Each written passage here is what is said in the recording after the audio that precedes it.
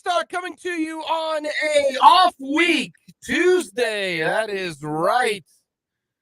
And maybe this is the perfect time for the Kansas City Chiefs offense to have the bye week. We got lots to get to coming up today.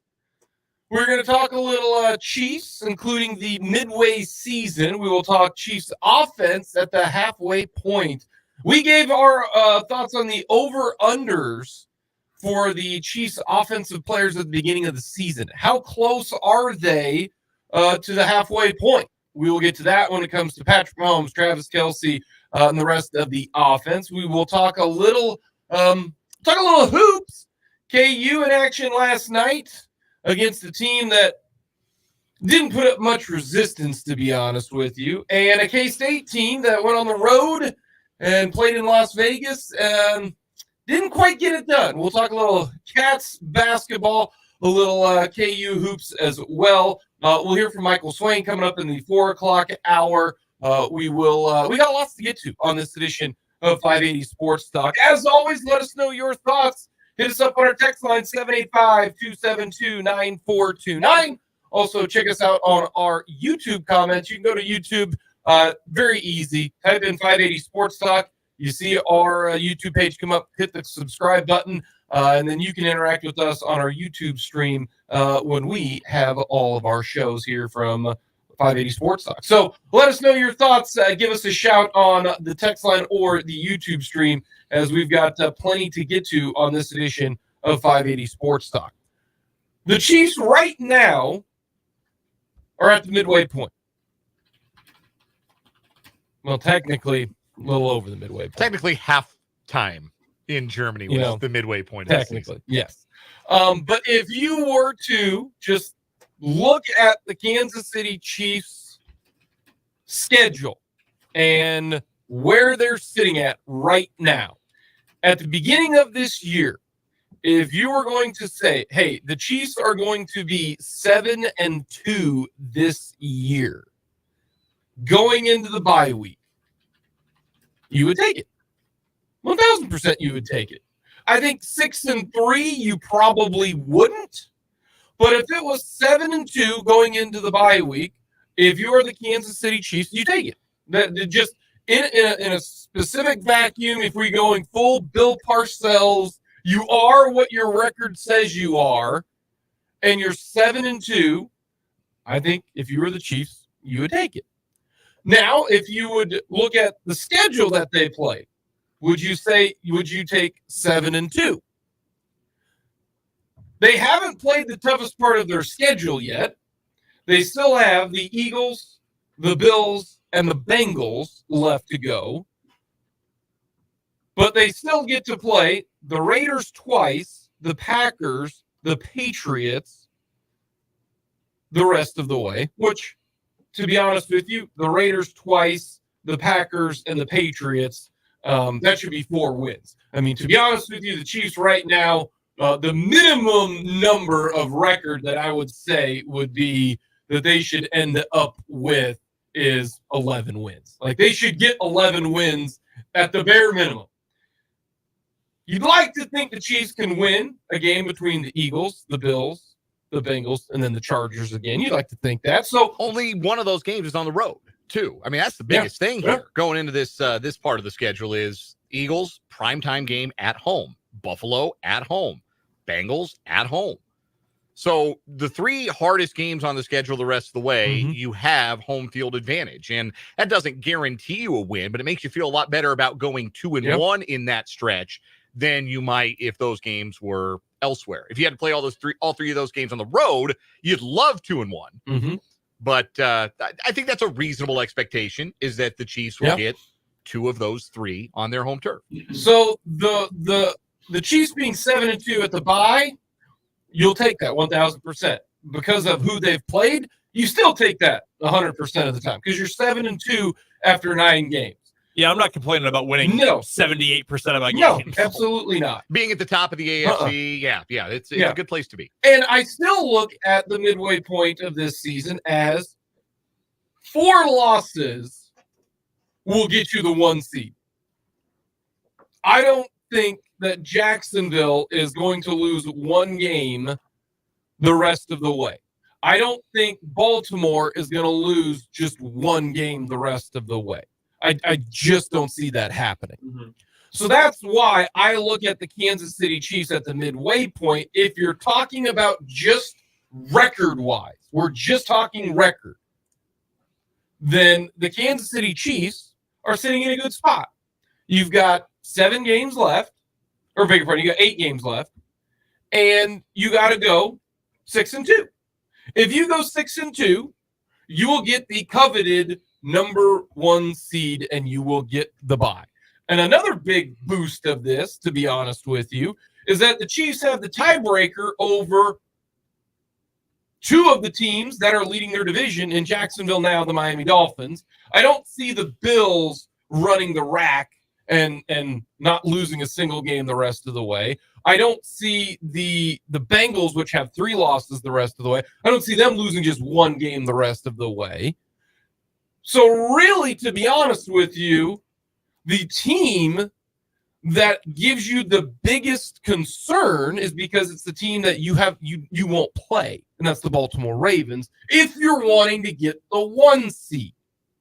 That's strictly record-wise when we're talking about this, because you own Jacksonville. Jacksonville would have to lose 1 game the rest of the way if the Chiefs go 6-2. And we mentioned we think they're going to win 4 games the rest of the way, twice against the Raiders, once against the Packers, once against the Patriots. So you really only need to go 2-2 against the Bengals, Bills, Eagles, and Chargers. Chargers is week 18. So that might be a game you go into that week already having it wrapped up. So that's where if you are a Chiefs fan and you are the Kansas City Chiefs, I feel really good about where they're at leading into the number 1 seed, because that's the goal. The goal is to not even have to worry about playing a game, because if you get the 1 seed, there's no risk of injury. You don't play. There's no wear and tear. There's no potential upset, right? There's no, oh my goodness, look what happened here. There's none of that. Now, if you look at the Kansas City Chiefs team as a, you know what, record doesn't matter. They just need to be playing their best football come week 1 of the playoffs. Because the regular season, we've heard Travis Kelce say this, it is a means to an end to get the best potential spot for the playoffs, and then it is go time. That is what Travis Kelce has told. I mean, that's what he said. He said it on his podcast. Said, it's now to the point where we just want to get to January, be healthy, and playing good football. How they got to 7-2 is not the way that we thought they would be at 7-2. That's the biggest reason why, if you are a Chiefs fan, you look at this first part of the season and you go, this doesn't feel normal. It doesn't feel like 7-2. If you were to ask a Chiefs fan, this feels like a underwhelming 7-2. Whereas if you would ask a Jacksonville fan or a Baltimore fan, you're feeling like, man, we are 7-2. This is great. But the way you got there, right? The old saying, doesn't matter how you get to the end result, just get to the end result. Well, the way you get to the end result sometimes makes you feel, especially as a fan, how you get to the end result. And it's because the offense has not been great to their standards. And the defense, we're not used to a good defense. No Chiefs fan is used to a good defense. Like, unless you're a Marty Schottenheimer era Chiefs, you're not used to a good defense. So I would make the reverse argument. If I was a Chiefs fan, and I'm not going to tell y'all how to feel. If I'm a Chiefs fan, I'm probably more encouraged by this 7-2 start than any start since the first year of the Mahomes era, because one unit has the benefit of the doubt, big picture wise for the Chiefs. One unit gets the benefit of the doubt because they've been the best in the NFL for 5 straight years. The other unit, they've been good when it's mattered the most in the last few years, but generally speaking, big picture wise, they have not earned that same benefit of the doubt. That is the offense first and then the defense. So if the defense, which is the more scrutinized group generally, is playing this well, undeniably this well, as we talked about the other day, playing a style of football too that is repeatable. This is not fluky good defense where they've got 14 tipped ball interceptions or something. Mm-hmm. They're actually balling out on defense. They're playing well. And the side of the ball that I believe gets this much extra leash, this much extra leeway, is still coming along and figuring it out and still putting up decent numbers relative to the rest of the league. I'm extremely encouraged at this point because the biggest problem has always been, is the defense going to be good enough? That's all we need, is for them to be good enough. Well, they're great now. So you can say, hey, look, we've got Patrick Mahomes. We talked about it yesterday with the process of this offense, that while there's still, the drops are an issue and the play calling can be too convoluted or too problematic at times, but the actual process of finding success with this offense is getting better. Your top 3 wide receivers in snap count on Sunday morning: Rashee Rice, Justin Watson, MVS. Those are your 3 most trustworthy receivers. Minimal McCole Hardman in the game plan, minimal Kadarius Toney, and when they used Toney, they used him better. And, like I was clamoring for, more Noah Gray. Noah Gray played more than half the snaps offensively in Sunday's game. So the personnel you're getting out there is better. I think the production from Mahomes, he didn't have a ton of yards this week, but I think he has been better. I think he's been a little bit more trusting of those receivers over time. We talked about that stretch, the first Denver game into, who'd they play the week after that? It was the Charger game. Moving the ball at will between the 20s against the Broncos, then moving it at will everywhere against the Chargers. It's coming along there. And I think maybe it looks a little bit more like the defense has, where there are some signs, but it's not altogether early, and then it's great late. If that's the case, you live with it because your other unit is playing phenomenally right now. And again, I think you have to give the offense the benefit of the doubt because look at what they have done. Look at what they have accomplished over time. Put it another way, if you had told a Chiefs fan before the season began, you're 7-2 in first place in the AFC standings at the bye. One side of the ball might be the best in the league. The other side of the ball has shown some flashes, but there's still some ways to go for it to improve, but it still looks like it's a top 10 unit right now, according to certain metrics. Every Chiefs fan in the world would be elated, and would assume that the unit best in the league we'd be talking about would be the offense and assume that it's the defense that comes along. But Chiefs fans are no stranger to feeling that way, right? Like, gosh, if we just get our defense playing better football by the time December, January rolls around, we can win a championship because we're good enough on the other side of the ball. That's exactly how it went down last year. The defense clicked in the second half of the season. The defense clicked in January. Those young guys got better, and they won the whole enchilada.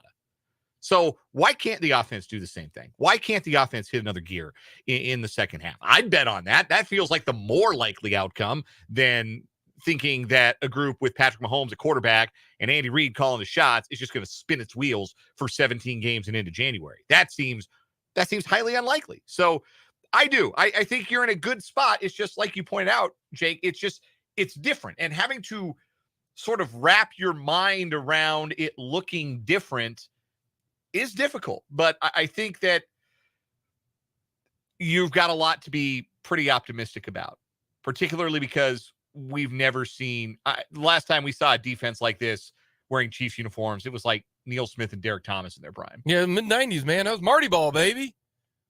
Marty Ball. How about that? That's the last time this Chiefs defense was as good as it is right now. And the way that you got there at 6-2 is a lot different or at 7-2 than what you anticipated. And at the beginning of the season, if you were to tell a Chiefs fan, hey, your defense is going to be excellent, you'll go ahead and hedge your bet that the Chiefs offense will get it done. The biggest question, though, for will the Chiefs offense get it done, it boils down to what side of the coin or what side of the ledger are you in?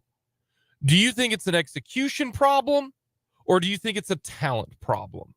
Because those are two completely different questions for this team.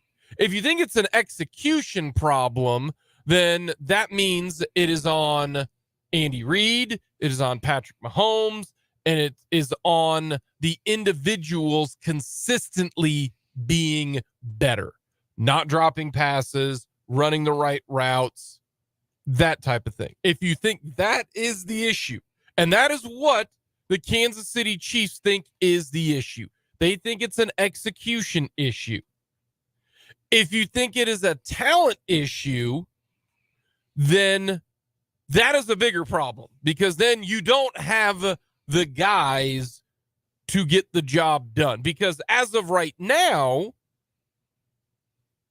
the job that the offense is doing is not getting the job done at a consistent enough level for the Kansas City Chiefs to me, consistently beat really, really good teams.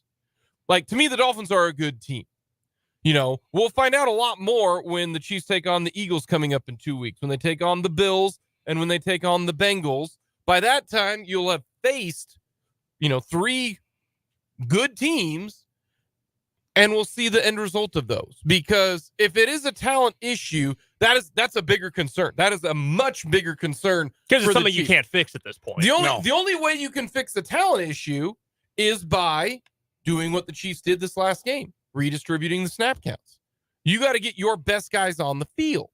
And if your best guys are not getting on the field, then it comes down to, hey, that's the only talent. That's the best way to correct a talent issue is, okay, we got to self-scout and say, these are our best guys. These are the guys that we need to get the football to. These need to play the most. And if that's the case, then there's really not much hope.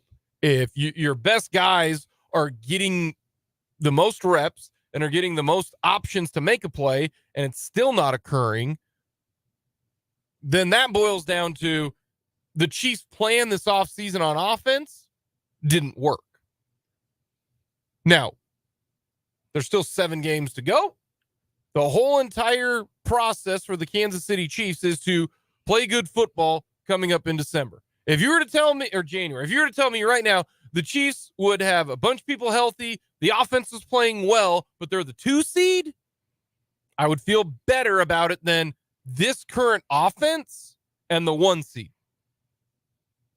Even though you have the bye, it all depends on how you're playing if you are the Chiefs going in. And one of the biggest issues is turnovers. Matt Verner, I mentioned that yesterday. Yeah, they turn the ball over like it doesn't have value. Yeah, it feels a lot like 2020. I think that we have, not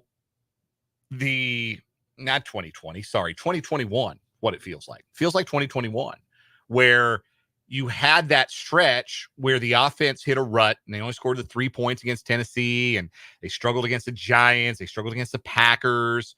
And a big part of the reason that they struggled early in that season, and that they were, a 500-ish team, but at the midway point, I think they were 5-4, 9 weeks in, as opposed to 7-2. Now I'd rather be 7-2 than 5-4. They were 5-4 at that point. And or were they 5? Yeah, 5. Because they were 6-4 through 10.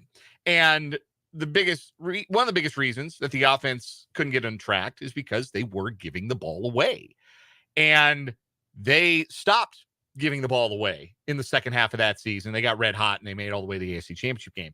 But that is going to be the biggest thing, because we have seen now there is precedent for a Patrick Mahomes and Andy Reid offense struggling with turnovers, struggling with tip passes, struggling to hang on to the ball, making the necessary adjustments, and then getting some better, like, because fumbles, a lot of that is luck, right? Like, whether you recover a fumble sometimes is just the way the ball bounces. Like, if the ball doesn't bounce weird away from Joe Thuney, then the Chiefs don't have that fumble on and lose that fumble. It's a balance of, avoid fumbling, avoid the turnover worthy plays. Yes. Yeah. But also, there's a luck element of it too. But again, there's precedent that this group can avoid or improve in that particular aspect as they go down the stretch. And they're going to have to. Don't get me wrong. But I remember having the same kinds of conversations about the 2021 Chiefs is, well, maybe this is just who they are. And then very abruptly, it was not who they were. And it remained not who they were all the way through the first half of the AFC Championship game. And then it kind of was who they were in the second half of that game. Yeah. And we don't have to talk about that. Reared its ugly head then. Yeah, but that should be, I think, another thing that is a cause for optimism moving forward. And I still blame most of the 2021 championship game on Andy Reid just melting down at the end of that game. Except that's what he does. That was when I started to realize that a leopard is not going to change its spots. I partially agree, but also Andy Reid didn't throw a third down pass into double coverage in overtime. Like that's well, I'm more concerned about with. I mean, it was 1st and goal from the 6. I mean, they pulled the K-State there. Yeah, yeah. I mean, you got to score there, sure. You got to because if they score a touchdown, the game's over and the Chiefs win. But anyways, the Chiefs offense has 8 weeks to get things going, and hopefully the bye week will help things out. Hopefully the bye week, because Andy Reid is so good off a bye week that they do some self-scouting and hopefully can try to make this thing work. Because for Andy Reid, it is not a talent issue. For the Chiefs, it's not a talent issue. They think it's an execution issue. They just have to do what they're doing better, and they think that they can do it. Coming up, we will get to an interesting stat. What does this say more of? One about the receivers or about Patrick Mahomes. We'll go through the over-unders on the offensive side. We will get to a little overreaction, proper reaction, all that coming up here on 580 Sports Talk.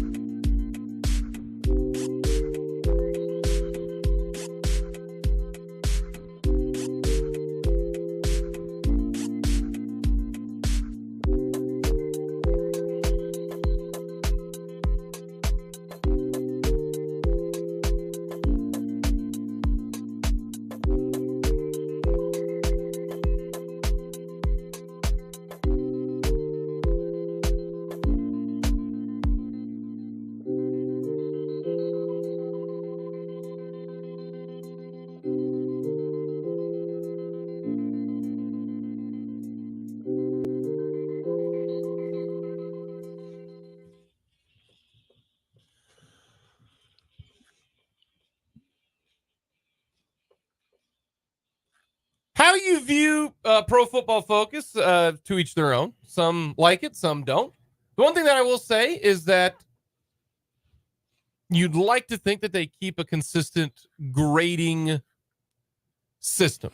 And if it does, well, then you have the same grading system from year to year to year, right? Well, according to PFF, Patrick Mahomes and his grades on throws of 20 yards down the field or more. In 2020, he had a grading of 90 during the year. He had 13 touchdowns, 5 interceptions. 91, he had a grade of almost 92, 7 touchdowns, 3 interceptions. Last year, he had a grade of 93 with 3 touchdowns, 3 interceptions. This year, His grade is 66. 1 touchdown, 7 interceptions. So 90, 92, 93. The touchdowns have all gone down a little bit every single year. Now, we're only halfway through this year. One And touchdown. Bears noting that 22 and 23, there was one very specific member of the Chiefs who's not on the team that was in 2020 and 2021 that made a pretty big difference on these deep balls. So last year, they had a grade of 93 to me. Like in 2020 and 2021 with Tyreek Hill, you're like, yeah, obviously that makes sense. Last year, having a grade of 93 is interesting. The touchdowns, because of Tyreek Hill, the big playability, obviously. But the fact that this year, it's 66%. Or a 67 out of 100, essentially, so is your grade. Yeah, 66. So it's not just a little bit of a dip. It's a, going from an A to a D. A healthy drop. And what is the biggest reason for this? Like, if you look at last year, okay, they did not have Tyreek Hill last year, okay? And that's one thing where I was like, okay, I thought maybe that they would dip a little bit lower last year, if you think about it. So what's the biggest difference from last year to this year? Is it simply no Juju? Because you still have Travis Kelce, still have MVS, you still have Justin Watson, you still have Noah Gray, still have McCole Hardman, still have Sky Moore. You had, Kadarius Toney for, couple games. So what is the difference then? Is it no Juju? Is it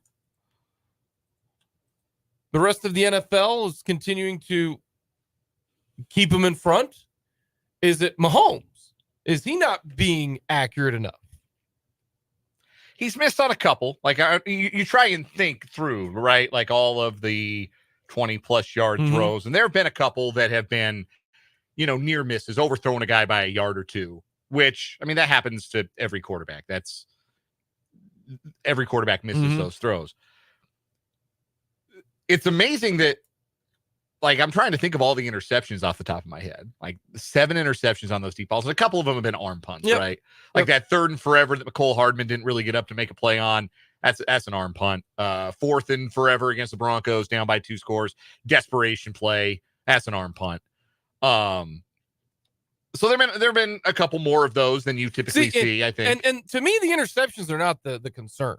Because, like you mentioned, you throw the 2 arm punts out of there, and it goes from 7 interceptions down to 5, and I'm probably missing another one too, down to 4. I think some of it is separation. I think a lot of it is you have a better chance of completing those passes, and now the grade isn't entirely based on completions or incompletions, but I think a lot of it is separation. If you've got some separation from your wide receiver, it's easier to make a better throw. It's easier to get a good outcome in those deep ball situations. And, as I'm thinking of him, and I don't have like a slideshow of all however many attempts it's been running on my screen right now or anything, but the ones that I can see in my head, the ones that I can remember from the first 9 games, a lot of them feel like Justin Watson is stride for stride, or MVS is stride for stride. There's a defensive back there to make a play.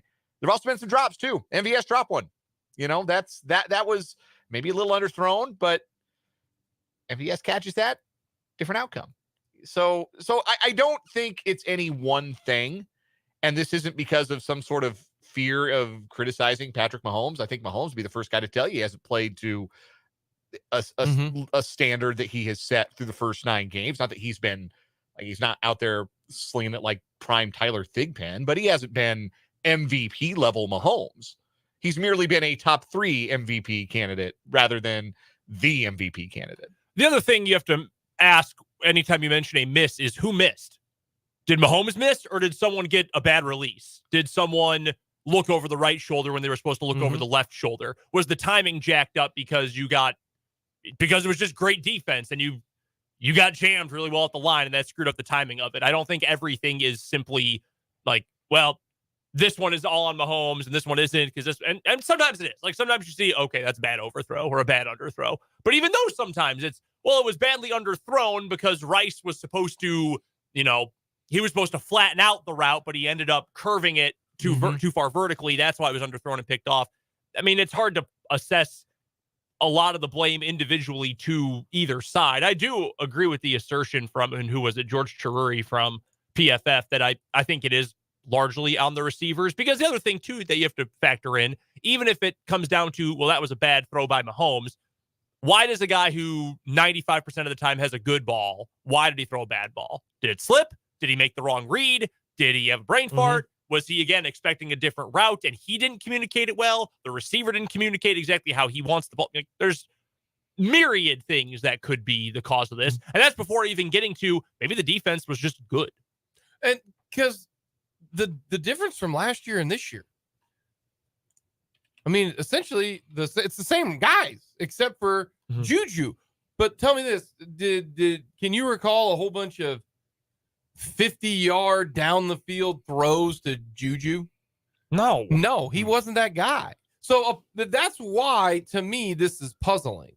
If you are the Chiefs, it's that, they're, is it the guys who are playing? MVS is not playing well. So if MVS was a guy who, had 600 yards receiving, almost 700 yards receiving last year, is not playing well. That's a big factor, because you still have all the same guys minus the possession guy, but you feel as if, Rice is maybe starting to take on a bigger role and filling the shoes of Juju Smith-Schuster.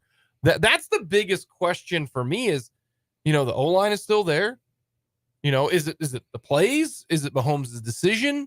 Are the guys such as the MVSs, the Justin Watsons, Kadarius Toney last year was not a down the field threat guy. His longest reception was 38 yards, And I think that was the one against I even think that one might not even have been like a downfield throw. I was going to say that might have been yards after the catch. So that's what's, I think, the most puzzling about this is the turnover rate. Not a big deal. If there were, a whole bunch of brand new receivers, you go, okay, I can get that. But it's just really one guy, one turnover, one guy left, one guy, was added, and that's about it for the Kansas City Chiefs. That's something to keep in mind there when evaluating something like this. So 7 of the interceptions, Mahomes has thrown 8 this year. And the only one that wasn't on a deep ball, 20 plus yards down the field, that was the one in the Detroit game. Yeah. Tony went right through his hands. Right through Tony's hands. Yep. All of the other ones, like the one against Jacksonville is the deep ball to Watson, and the safety playing over the top, undercut the route. Good defense. 2 of them against the Jets. We had the one against Denver the first time around where his arm got hit. He had the one that was the arm punt against the Chargers. The 2 against Denver, great diving play on one, and the other 4th and forever desperation mode. So, like, I don't all of a sudden think that the deep ball is a skill that Patrick Mahomes doesn't have anymore. Like that would be an overreaction to me. The last thing we'll get to about this, what can you say about the entire NFL at this point in time? What has gotten better since last year? Defense. The defense has gotten better. I mean, that's evident with all the unders that, are going. I mean, look at the games. Most of the games are in the low 20s to the teens. So the defenses are just playing better sometimes. We'll talk about the midway point, who is on pace, who isn't. We'll get to all that coming up next year on 580 Sports Talk.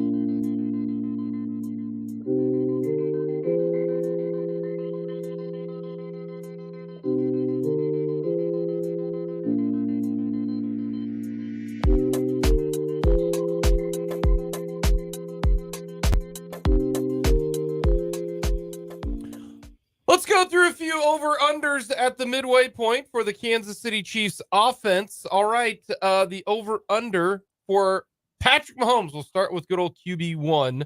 Right now, Patrick Mahomes, his over-under was 4,600 yards. Right now, Patrick Mahomes has 2,300, almost 2,400 yards. 24-42. Yeah, he has over 2,400 yards. Oh, I'm looking at the wrong number here. You are correct. Looking at the wrong number.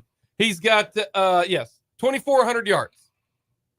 He is on pace for 4,612.6 repeating, of course. So on pace for The over. the over. I feel like the offense will get it going because that's just the assumption with the yards, but that's wild right there. I am going to say, I think before the season, I might have said over. I remember we got to a point where I kept saying under for everyone, and I believe you said someone's got to go over if we're going to get to that many passing yards. Well, I don't know. Maybe not. I'm going to go with under, though. And the reason I'm going to go with the under is I don't think he's playing week 17 or week 18. Oh, that would change everything. I think, he might play, but he's going to go 2 for 4 for 37 yards. They'll kick a field goal and he's done. He might not even do that. Might not even do that. So if they beat the Eagles and they beat the Bills, they'd probably have it locked up, to be honest with you. Like those two games, even if they don't, if they just beat the Bills and the Bengals. I mean, they beat the Bengals that's week 17, correct? That's New Year's Eve. I believe you're correct. New Year's Eve. I believe you're correct. They win that game. Yeah. I have a feeling that will lock up the 1 seed. Already touchdowns. He's got 17. The over-under 36.5. What are you taking? I'm going to take the over on passing yards. I think I don't know if they're going to. I think he's got some big games coming up. Like he might drop 400 on the Raiders. Okay. I think he's got some big games to come. What do you got touchdowns? I'm going to say the under there too. Yeah, I'll go with the under here. I think they're going to, again, doing some self-scouting. I wouldn't be surprised to see them do a little bit more running of the ball in the red zone. Interceptions over under. The line was 10.5. You feeling 3 more interceptions the rest of the year from Mahomes? At least, yeah. The way it's been going. Yes. Yeah. Worst interception percentage or interception rate of his career so far, unless you count the one game he played in 2017. Let's go with Travis Kelce now. His over-under this year, leading into this year, was 1,075. 1,075. He's got 600 yards this year. 597 to be precise. That's it. And he didn't even play a game.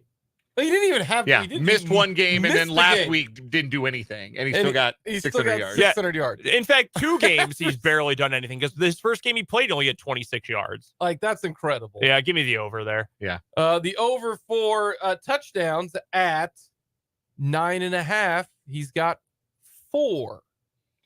Under. I go under 2. Yeah. Just the way that teams have paid more attention to him are going to make it tough for him to be as effective in the red zone, probably. He's going to need 6 more touchdowns in 8 games. That's hard to do. Yeah. That's hard to do. So I'm with you on the under there. When it comes to, let's go just down the line to the most important guys.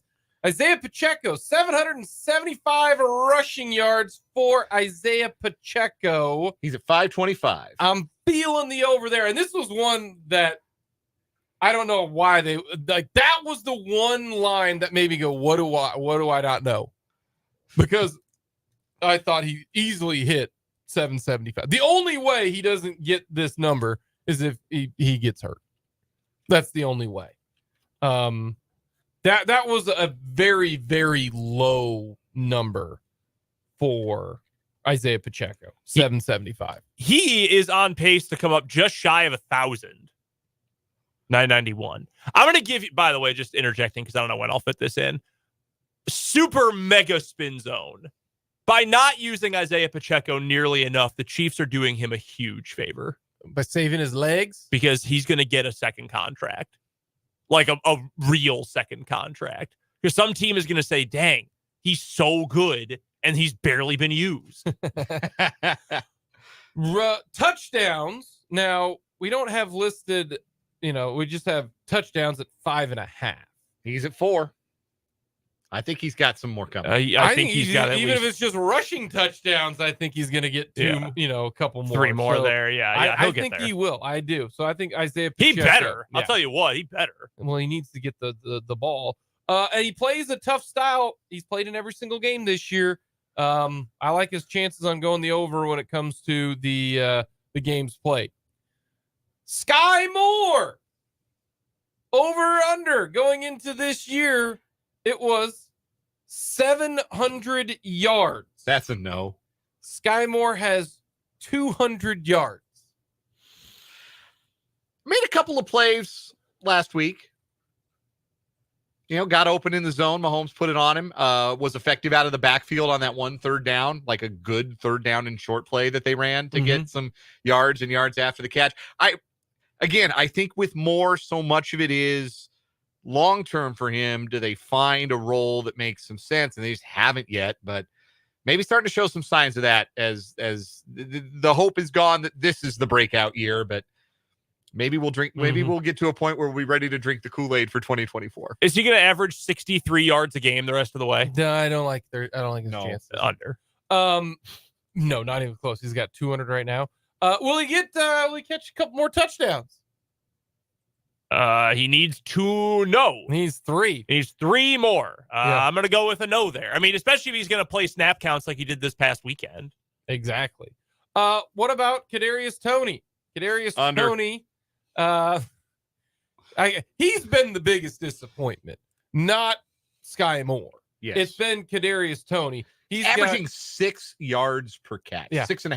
127 Those yards. are Clyde Edwards-Helaire numbers. Yeah. He's been targeted 28 times. That is it. 28 for your number 1 guy coming into this season. He was it. If anything, for the reason that the Chiefs' offense has not performed well,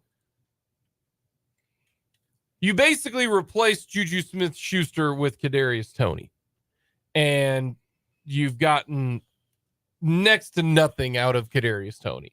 The over-under that we set for Kadarius Toney was 700, 5.5 total touchdowns. And the funny thing is, he's played in every game. And they're not listing him as a injury designation. It's just, have the Chiefs given up on Kadarius Toney this quickly? That's maybe the biggest question that hasn't been asked yet, because he played in 13 snaps of the game against the Dolphins. That's it. 13. Wow, did not expect that. That's been the biggest issue. He has 20 receptions in the first 9 games. In the final 8, do you think he exceeds that number? Do you think he doubles up? Do you think it's to 40 catches? No, I do not. I don't either. Just because the sheer number of snaps. They have to be targeting him just about every time he's on the field. I just don't see that happening. I'm going to go out on a limb and say in March, the Chiefs are not going to pick up his option. No. That's just my guess. No, that's been his a whiff. 5th year option. They've got him guaranteed for 1 more year. Yeah, next year. Yeah, that's been a big He doesn't whiff. have a 5th year, does he? He was first round pick. Yeah. God, he was. Yeah, he was pick number 20. I think. Yeah, he was 20th overall by the Giants. Great trade. They moved back from 11. They traded with the Bears, who took Justin Fields, and then they took Kadarius Toney. Excellent work by everyone involved. Well-run organizations there. Yeah. Very good. Yeah, I don't care what anybody says. I'd do the trade over again. Don't care. Yeah, no, Don't won care. Super Bowl. Don't care. I do it over again because he had a huge impact in the game. Longest Super Bowl or punt return in Super Bowl history. He's the Percy Harvin of a new generation. Yep. All the way down to being from Florida. Rashee Rice.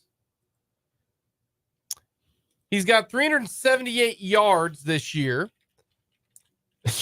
What was his total? His over-under total? We put him at 350 because we used the same Sky Moore template as Sky Moore. Well, not the case. He's over 350 yards. We put it at 1.5 touchdowns. He's got 4. And we put the drops at 4.5 because we set the lines right before the season started and after the preseason. Well, the drops have already hit. They've all already hit. You know, we know that. So let's do a different line then for Rice.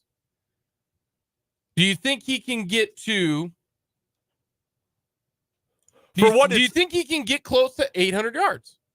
Do you think he doubles this season? If he doubles this season, he's close to 800, so we'll say 750. Do you think he can duplicate what he's done already?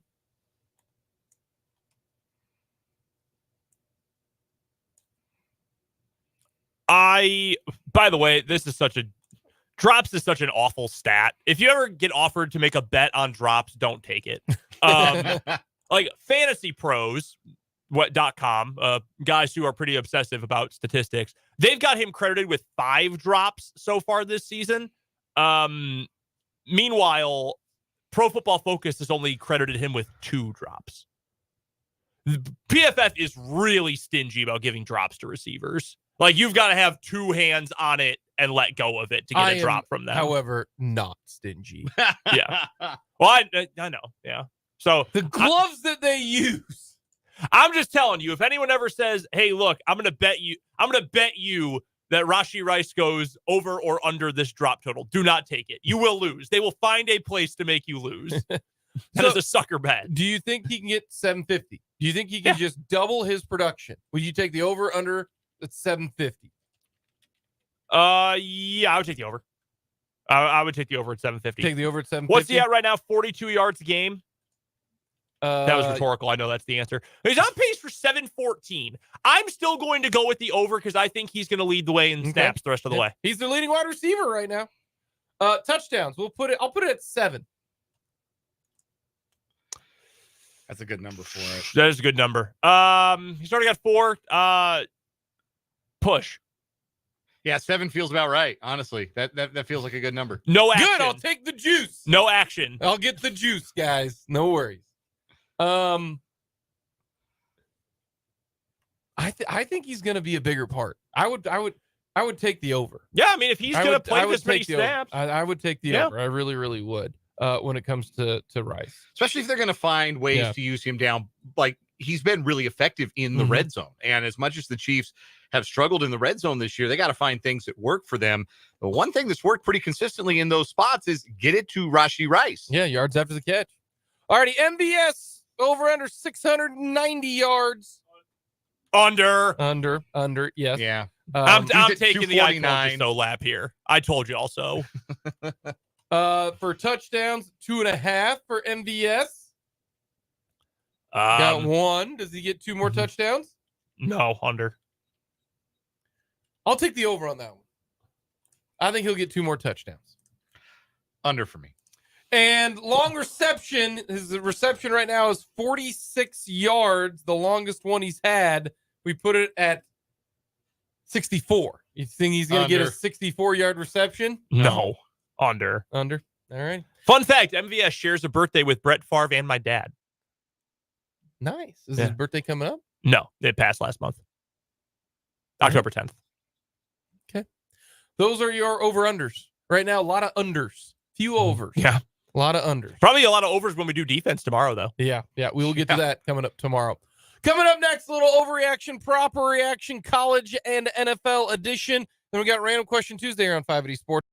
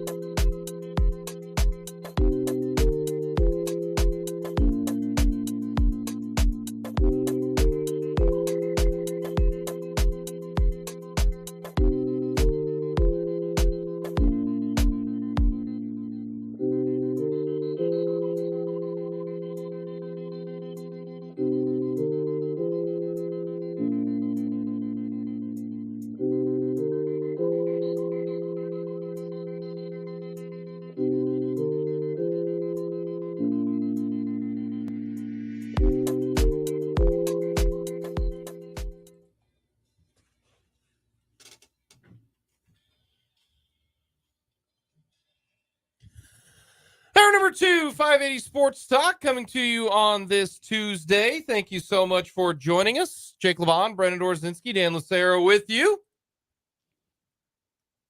Hit us up on our text line, 785-272-9429. Let us know how you are feeling about the Chiefs midway point. You can also hit us up on our stream on our YouTube page. It's real easy to get to. Go to youtube.com, type in 580 Sports Talk. You can hit the subscribe button. You can check us out as well on our website, 580wibw.com. We'll get to more hoops coming up as well today. Basketball starting in the middle of November. Just ridiculous. Let's start at the 1st of December. Doesn't it all? I mean, it started in November forever, hasn't it? I know, I don't like it. Here's the thing, though, and I saw this come up. I think it was Bill Connolly actually tweeted this. He said, "I'm happy for all my college basketball fan friends, but it is very odd for a sport that wants to get more eyeballs early to start right in the middle of everything else." My counterpoint would be, when are you going to, okay, so you start in December instead. You're still right in the middle of the NFL season. You're starting with the most important games of college football with the conference championship games. And at that point, more people are paying attention to the NBA. I think the NBA is dumb by starting. I think the NBA needs to start at Christmas. Well, I don't necessarily disagree with that. But that would decrease the in-season tournament. They're doing that this year, aren't they? Yeah, they're doing it right now. Oh my god! I got in-season tournament games Friday night. Do you think the losers are done, right? No, it's pool play. No, they're in pool play right now. Regular season games are being treated as pool play. Yeah, so those games were already scheduled, and then they just sprinkled a little in-season tournament on them. The way you can tell you're watching a tournament game is if you turn on a game and the court design makes you feel like you would rather jab skewers into your eyeballs. It's so bad. I don't pay any attention to the NBA right now. It's so bad. There's no point. That's what the in-season tournament is for. Yeah, it's not going to help. I'm not going to lie to you. Not going to lie to you. Yeah, that's not going to help. I know that was the whole thing.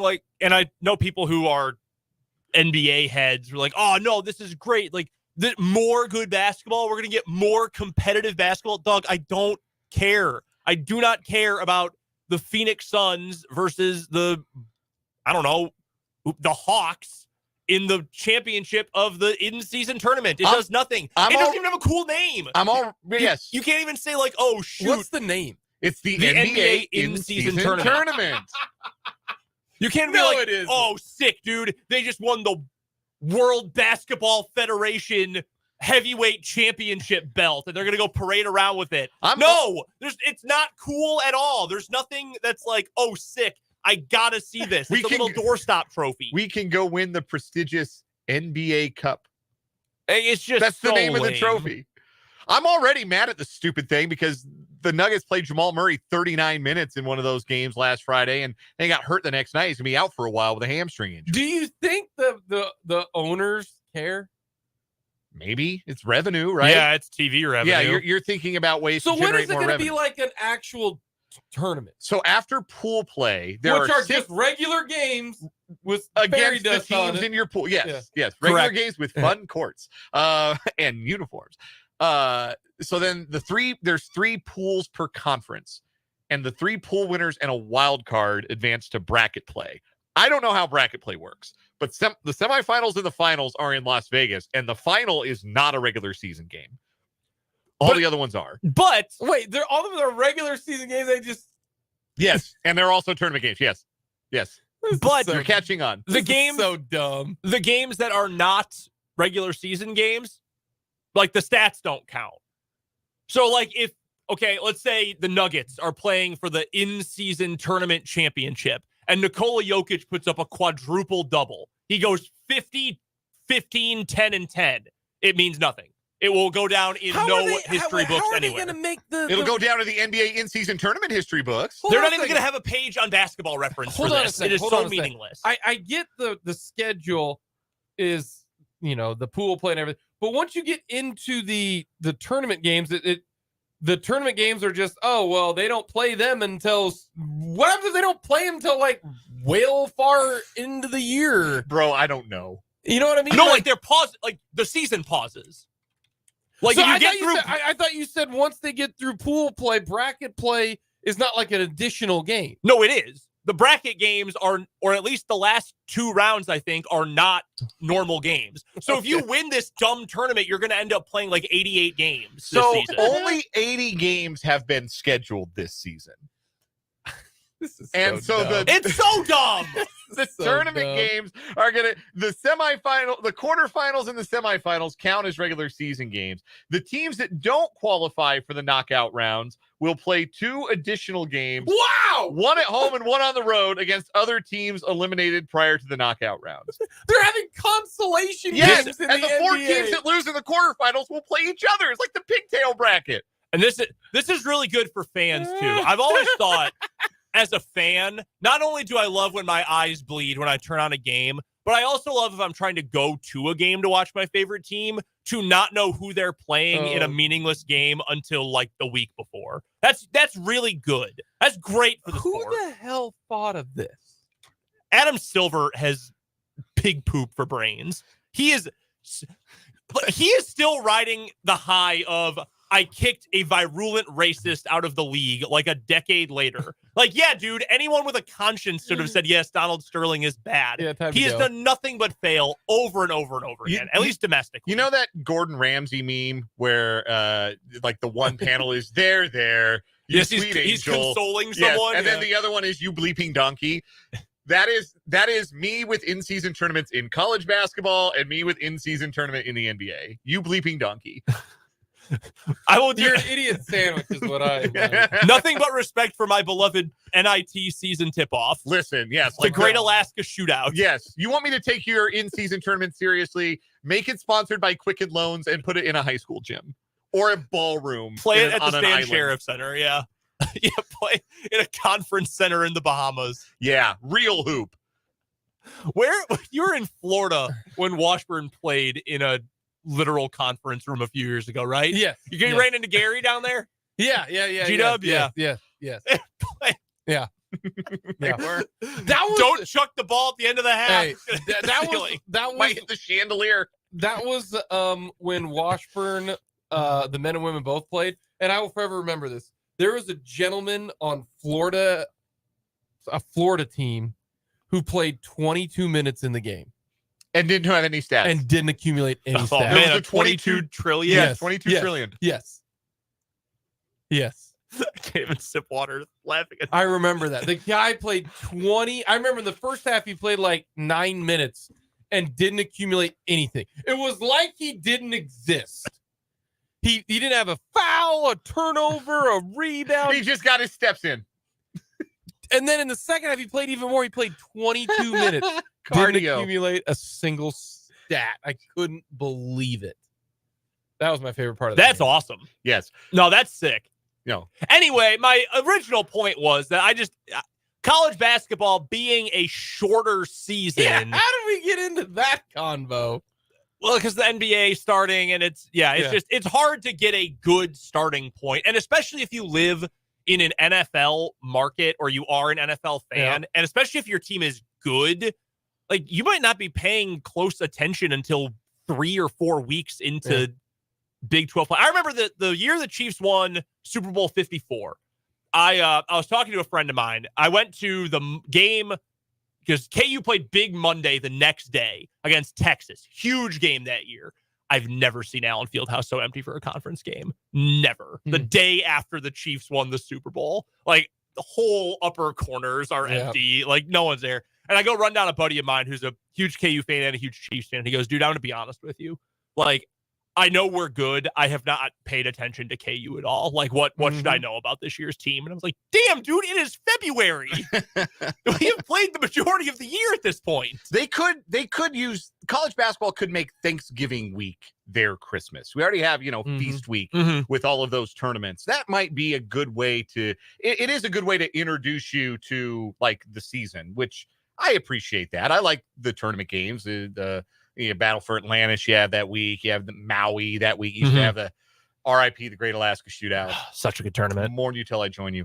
That's a good starting point. But yeah, there's just like yesterday, how many games were there with real juice, like on paper?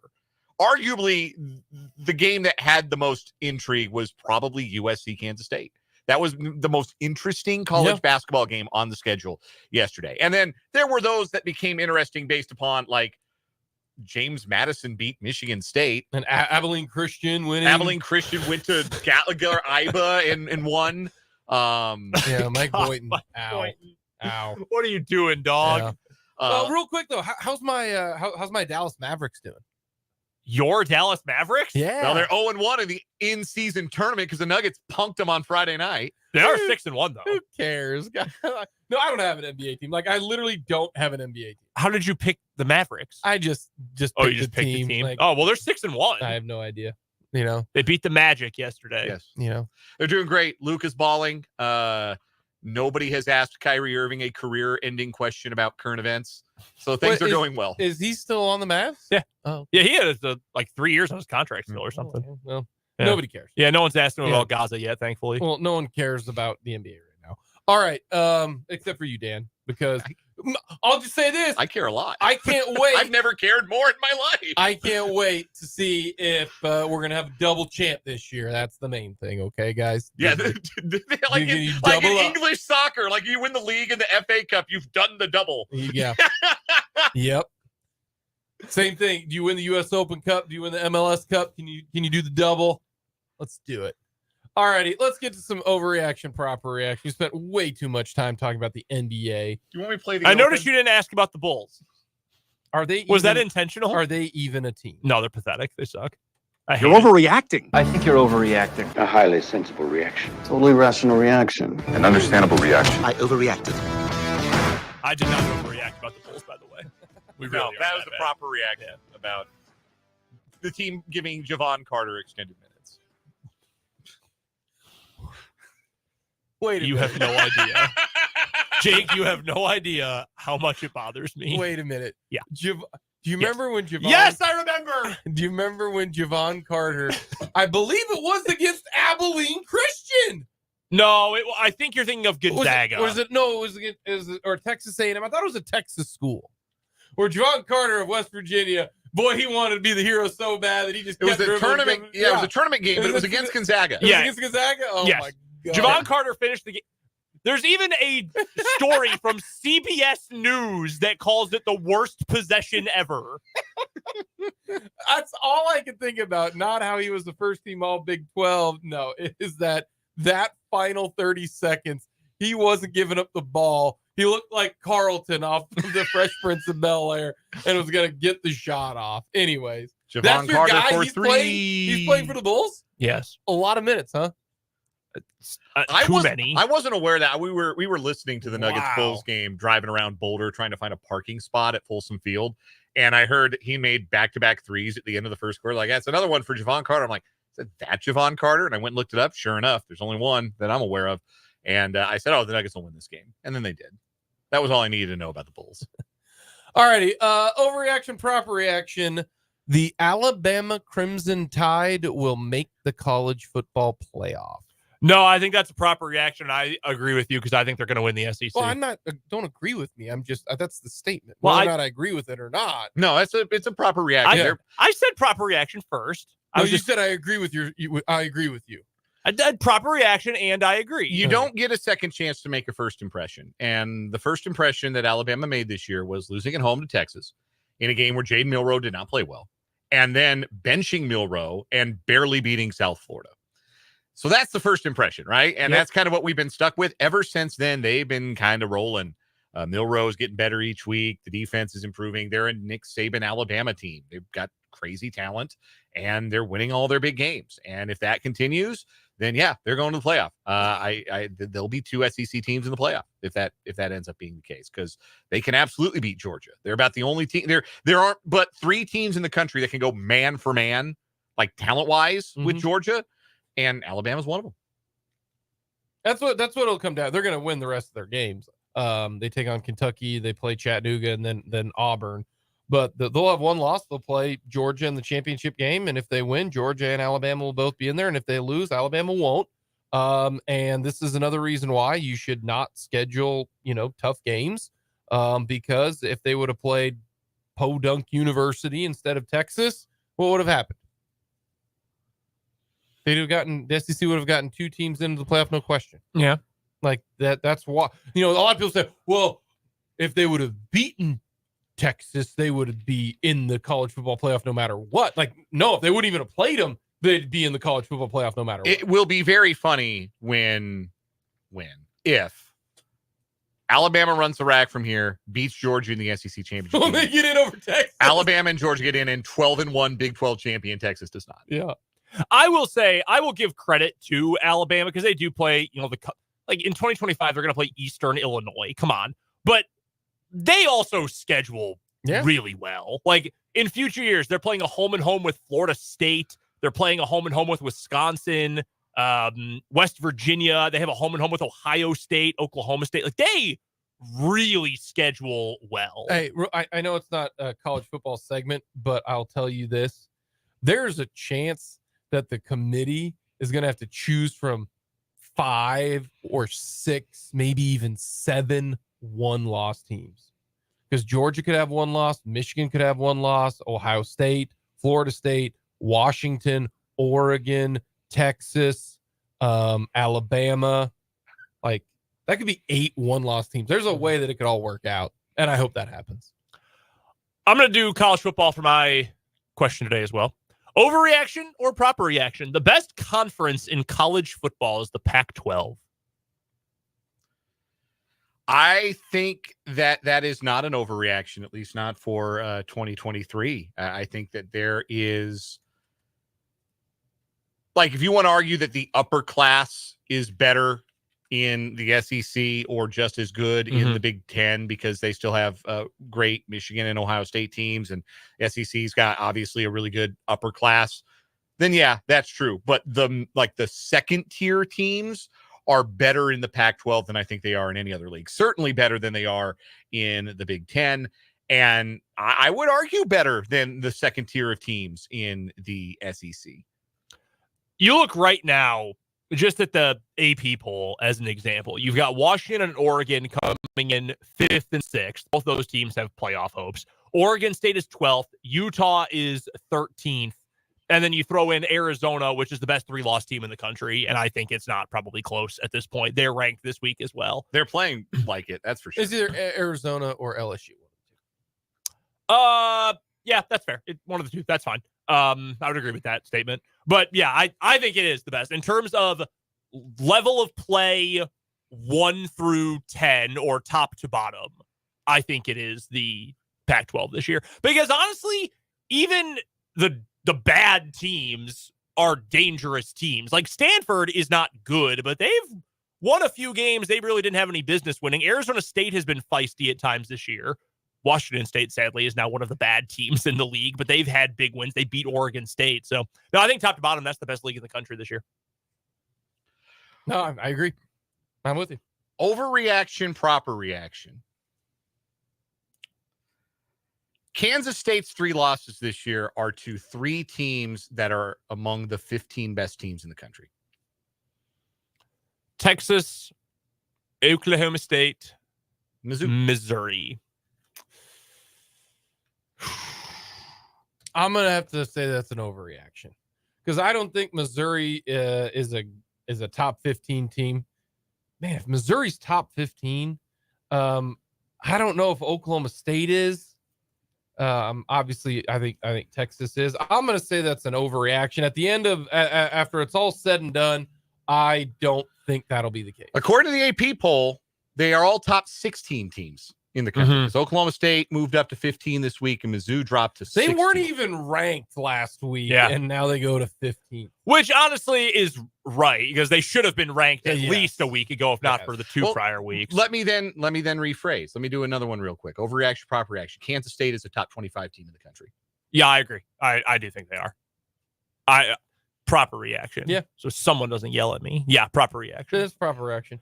I kind of think your first point might have been 2. And the reason why, and I'm using the AP poll as a reference point here, who are you putting ahead of Oklahoma State and Missouri? Like Texas, yes, no doubt they're top 15 in the country. But who are you putting into that top 15 group that's better than Oklahoma State and Missouri right now? I will tell you right now, as I look at the AP top 25, I think on a neutral field, I would make both Oklahoma State and Mizzou favorites over 9th-ranked Penn State. I would make them both favorites over 11th-ranked Louisville. I would make them both favorites over 8-1. second. I would make them both favorites over Oregon State, who's ranked 12th. I would make them both favorites over Tennessee, who's ranked 14th, one spot above Oklahoma State. Like, I do. I think that those are three of the upper echelon teams in the country this year that Kansas State has lost on the road by a combined 14 points. The only one that I disagree with there is Louisville. I think Louisville's legitimately really, really good. I can't stand Louisville right now. Are they blowing up your parlays, Jake? No, because I bet on Louisville to cover the one game that they played like dog doo-doo. They lost to Pitt. And they just absolutely smacked everybody since then. I will tell you this right now. If you wanted to give me Oklahoma State, Tennessee on a neutral field, give me the biggest alternate spread for Oklahoma State you can. And if Oklahoma State throws the ball more than 3 times, they're idiots. Tennessee cannot stop a nosebleed on the ground. Just give the ball to Ollie Gordon 4 of every 5 plays. Overreaction, proper reaction. Ollie Gordon can win the Heisman. Overreaction. I think the fact that he didn't play at all, really, the start of the year would hurt him. I think he should get an invitation. I really do. But I think it is such a narrative award. Mm-hmm. And I don't think Oklahoma State beat Oklahoma. And wow, look at this guy with Barry Sanders numbers over the last few weeks is enough narrative to beat a J.J. McCarthy or, someone who Penix. Jordan Travis, Michael Penix. If Michael Penix goes undefeated during the regular season, he will win the award. I don't think he even needs to go undefeated, to be honest with you. I think they can lose the game and he'll still win it. RG3 won it when his team went 9-3. That's true. But RG3 was also yes. so clearly the best player in the country. He put up like absurd numbers. It was also Baylor. Yeah. It's like, I know Baylor was winning a lot at the time, but also it was Baylor. Yeah, if they beat you, I mean, I think he's got to play well the rest of the way, but if they lose to Utah or Oregon State or Washington State and then get smacked by Oregon, I don't know. And to be honest with you, they're not the Washington State team is not, or Washington is not playing, I don't think, great right now. Like, you can't factor in the USC game because, well, USC's defense is that bad. So I'd expect Washington to do that. But how they do against Utah's defense and Oregon State's defense will be telling. But I think Penix he's got to be the favorite, right? He was jumped by McCarthy a couple weeks ago, but I think he is, again, the betting favorite to win the Heisman. I'll pull it up real quick. One quick thought and then a question. My thought is that as much credit as we are giving Mike Gundy for what Oklahoma State has done this year, and he deserves a certain amount of credit for having Oklahoma State in the conference championship picture. How was there ever a time where Ollie Gordon wasn't like the fulcrum of that offense? How did he only get 5 touches against South Alabama? I asked you the other day, like, what were they doing during camp? What was camp like in Stillwater? I don't have any idea how you missed that. According to FanDuel, Michael Penix plus 140, still your betting favorite to win the Heisman, followed by Bo Nix at plus 180, and then Jordan Travis at plus 800. If you had a vote right now, who would it go to? Penix. You go to Penix. Yeah. I'd give it to Jaden Daniels. I think he's the best player in the country. I know they got 3 losses already, but that's the best player in the country. That's the best player I've seen in the country. Ollie Gordon's averaging 7 yards a carry.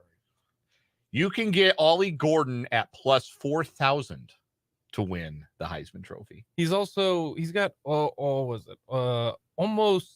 over 1,400 yards from scrimmage. Carson Beck having better Heisman odds than Jaden Daniels makes me want to throw up in my mouth. Yeah, that's a waste. That not happening. Coming up next, we'll get to our random question Tuesday, and then we'll talk a little hoops.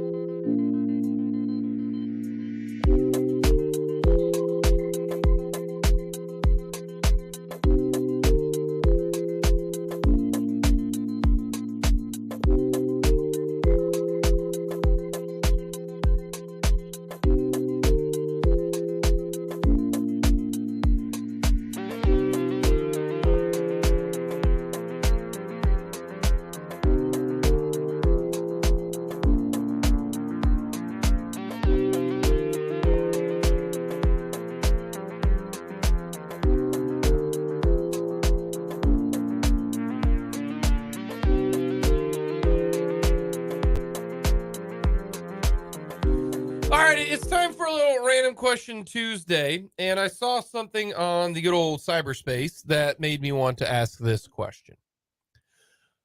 When was the last time you saw something happen in public and it was something that got to you, either good or bad, that you actually had to say something to a complete stranger, either to say, wow, that was really nice, or hey, what are you doing? Because most people don't want to do that.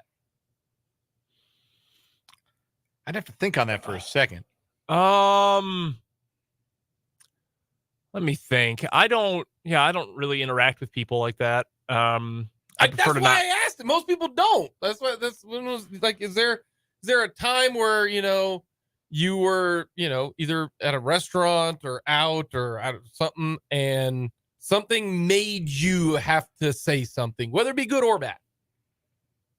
Like, hey man, why are you doing that? Or, hey, wow, that's really cool. This doesn't really answer your question, but it's the memory that sticks out the most. I was in high school, and my buddies and I were driving around, and the elementary school I went to was 8 blocks from the house I grew up in. And we were driving past the school and had this gigantic blacktop. I mean, it was huge. And it's, I don't know, like a Friday night or a Saturday afternoon or something. And we're driving by, and these kids are trying to do tricks on their bikes on the blacktop. I mean, they must have been like 10 or 11 years old. And one kid tried to do a wheelie and just ate it. I mean, he fell down and just ate it on the pavement. And we rolled down all of our windows and went, oh, and just screamed at him. I mean, it was horrible, like really jerk move to do. But at 17 years old, I mean, it was the funniest thing I'd ever seen at that point in my life. Yeah, it sucked. Like, that's jacked up. I don't think I have a great answer for this. So what do you got?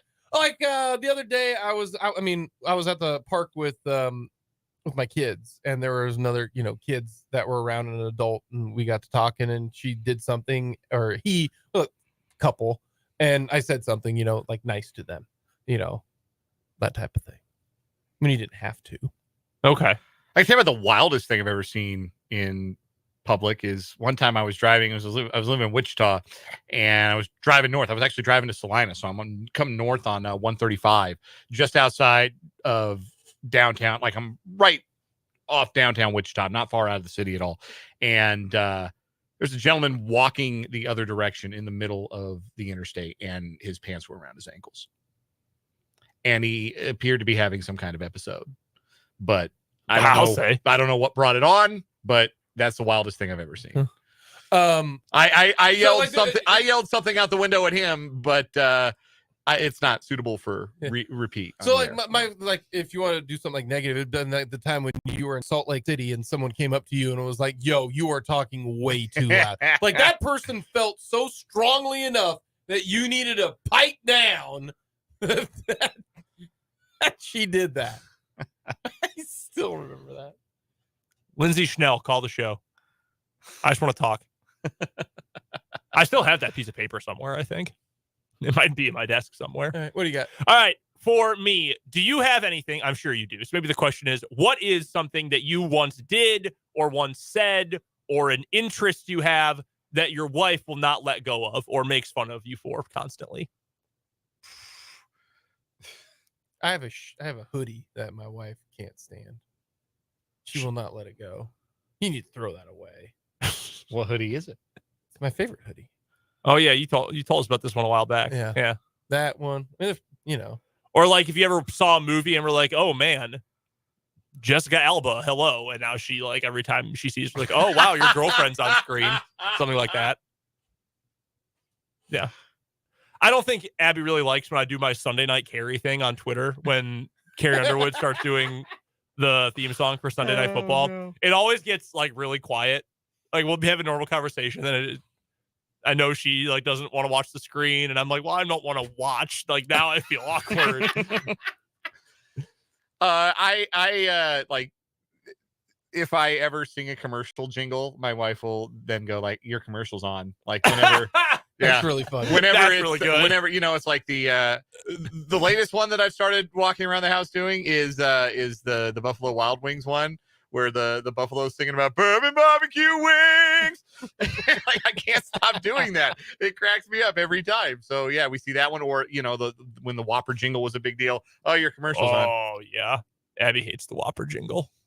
We have to mute the TV when that one comes on. How does that go? Whopper. They don't pay us, so I don't think I should do it. But if you wanted to pay us, Burger King, Yeah, B-dubs too. I'll sing for you. yeah, I'll sing for you guys. I'd beat ups this weekend. I'll sing about bourbon barbecue wings if you'll bring me some bourbon barbecue wings. I do not have those. Oh, I did mess up though. I got the lemon pepper sauce instead of the lemon pepper rub. Oh, that's tough. Bad decision. Bad decision. That's tough. All right, kind of a three-parter here for my Random Question Tuesday. The first sports jersey you had, the last or most recent one that you purchased or acquired, and if you were given money to purchase one right now, which one would you get? All right. So what was the first one? First one you ever had. First one I ever had. Grant Hill Duke jersey. That's a good answer. Mine would have been, it didn't have a name on it because NIL didn't exist at the time, but I believe, no. It would have been Kirk Heinrich. It would have been a Bulls Kirk Heinrich jersey. Okay. It was either him or D. Brown from Illinois. Oh, my God. I had a University of Colorado number 19 football jersey. No name on the back, but that, of course, Heisman winner Rashawn Salaam. That was my first one. The most recent one for me, it would be, I didn't buy it, but it was someone was giving it away. And I was like, you're going to give that away? And they're like, yes. And I said, mine. Actually, my wife did this for me. So does that count? It'll count. Sure. Wade Davis and the gold Royals. Nice. No, that's lettering. sick. Yeah, that's cool. With his number 17 jersey number. I have a Rockies number 71 Wade Davis jersey kicking around somewhere. Yeah, it's like an authentic Wade Davis. Mhm. And this was when he left. Uh-huh. And that's what's been that long since I bought a jersey. But yeah. Yeah. Wade No, Davis. I haven't. The last time I bought a jersey was I bought some from like a website with a .ru at the end. I bought a Des Howard Michigan throwback. Okay. Yeah, the most recent one I received, I think, was my Mason Crosby jersey. I think Okay. it was either that or my Burrow. And if you had to buy one right now, if I forked over, like go buy like an authentic team jersey, any team, any player with this money that I'm handing you. Rashawn Gary. Rashawn Gary Packers? The newest Packer to sign a long-term contract. Yeah. I'd get one of the Seahawk throwbacks, probably either Bobby Wagner or Devin Witherspoon. You can't say throwback because Bobby's still playing. No, I'm talking about like the style. Like the style. They wore the throwback 90s The ones. 90s, Yeah. the 90s ones Yeah. that they wore a couple weeks ago. All right, I go with Get either Wagner or Witherspoon. Because I think football jerseys are a little more like acceptable. Like I can't be out there wearing like a Nuggets jersey, like the tank top. Come on, man, I'm 37 years old. You can put an undershirt under it. Yeah, I'm still make fun of you. yeah, not a great look. Yeah, the jersey for the basketball. No, you can't do that. You get to Okay, a certain well, age. Dang, I'll- I'll keep that in mind. Damn. I'll go. You're not there with- yet. You still got some years. I wore my Eduardo Nahara jersey into my early 30s. It's fine. I mean, I've always wanted a Bo Jackson Royals powder blue. That's my answer. Be a good one. That You gotta is- be No you gotta current Royal? No. from the That or 9, like Willie Lanier. from the 913. The most recent jersey I bought was a Tyreek Hill, but I bought a Pacheco nameplate and sewed it over. Nice. Oh, months dude, that's later. sick. That's awesome. Yeah, Good that effort. is smart. Love that. Good effort. Repurposing the jersey. Good Great effort work. there. Yeah. That's Yeah. awesome. If I want to buy a jersey now, it's got to be vintage, like old school throwback. Yeah. Where it'd be like Willie Lanier or, Emmett Thomas. From the YouTube comments, Clayton says first jersey was Derek Thomas, DT Yeah, for the it's Chiefs. understandable. Vance says his first was a K-State Lynn Dickey jersey. Lynn. Nice. Dickey. Wow. Packer great. I own 7 Packers jerseys. Precisely one of those players is still on the team. That tells you that you're older. Well, now. I got 4 Yeah. Seahawks jerseys, and I'm 0 for 4. So, what Yeah. it'd be like that sometimes. Yeah. Coming up next, we're going to talk a little KU basketball and maybe not so much on the court, but what happened off the court. We'll get to that next.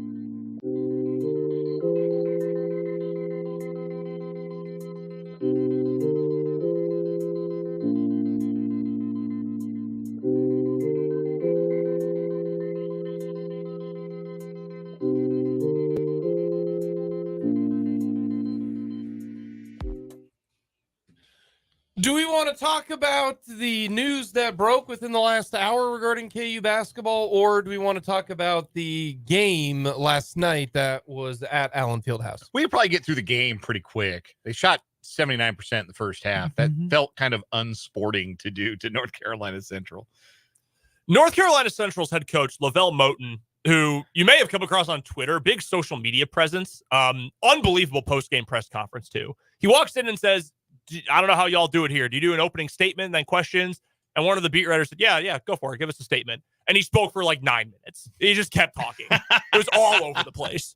It was incredible. It just kept going. I could feel the energy from a staff member behind me. Like, okay, we got to get to Bill Self. Like, what are we doing here?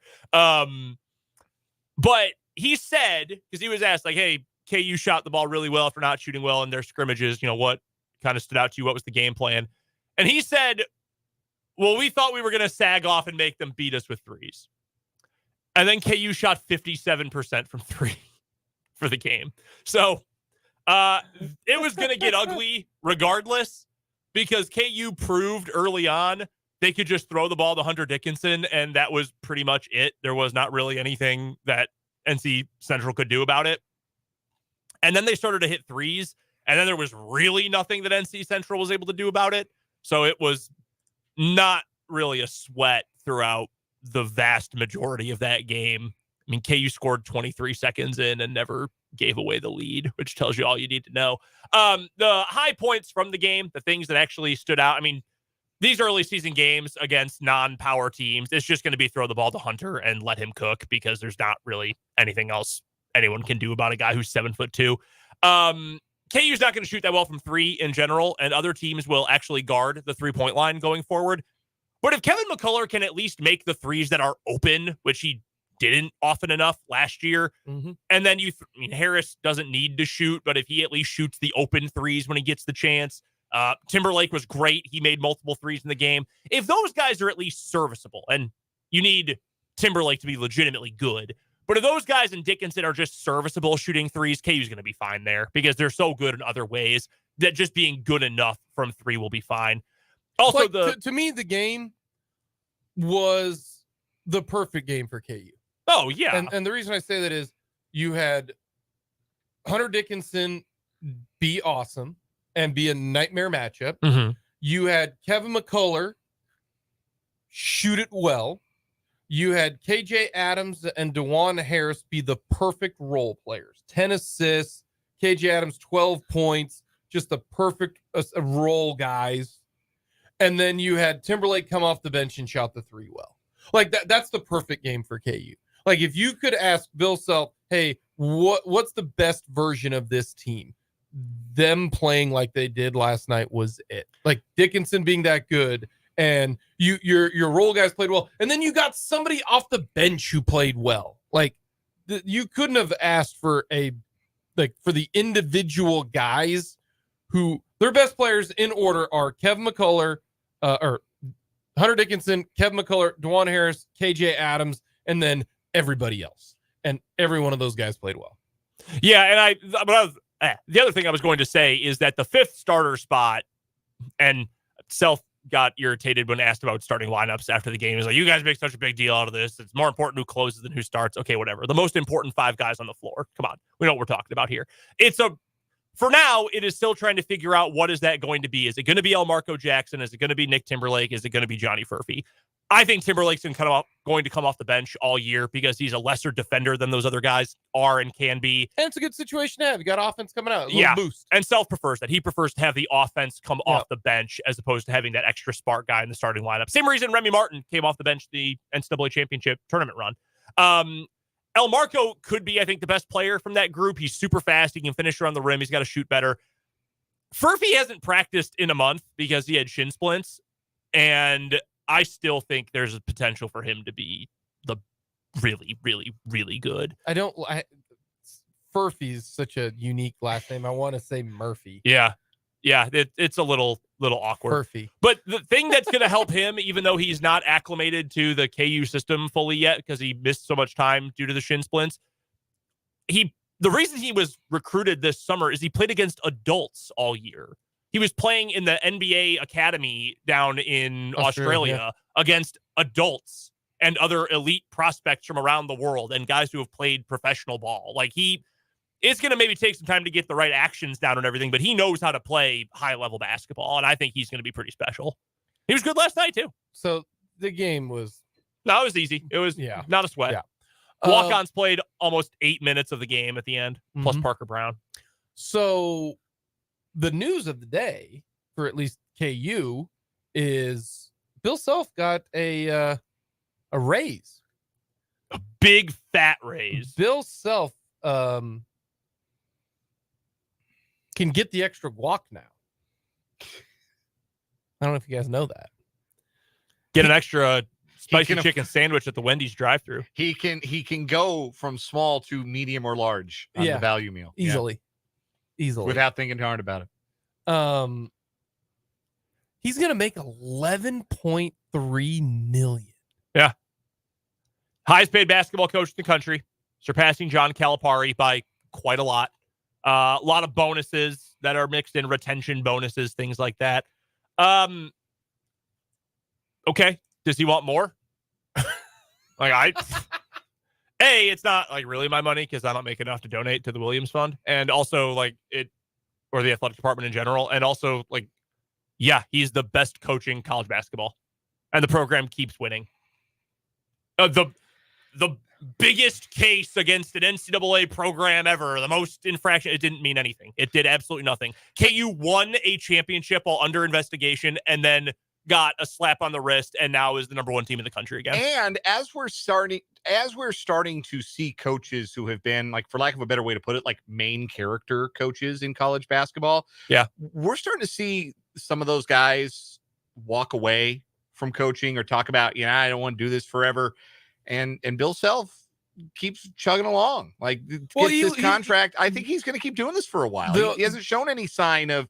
I think he probably feels rejuvenated with more energy to continue coaching than he did while the sword of Damocles dangled over the program there for the better part of half a decade.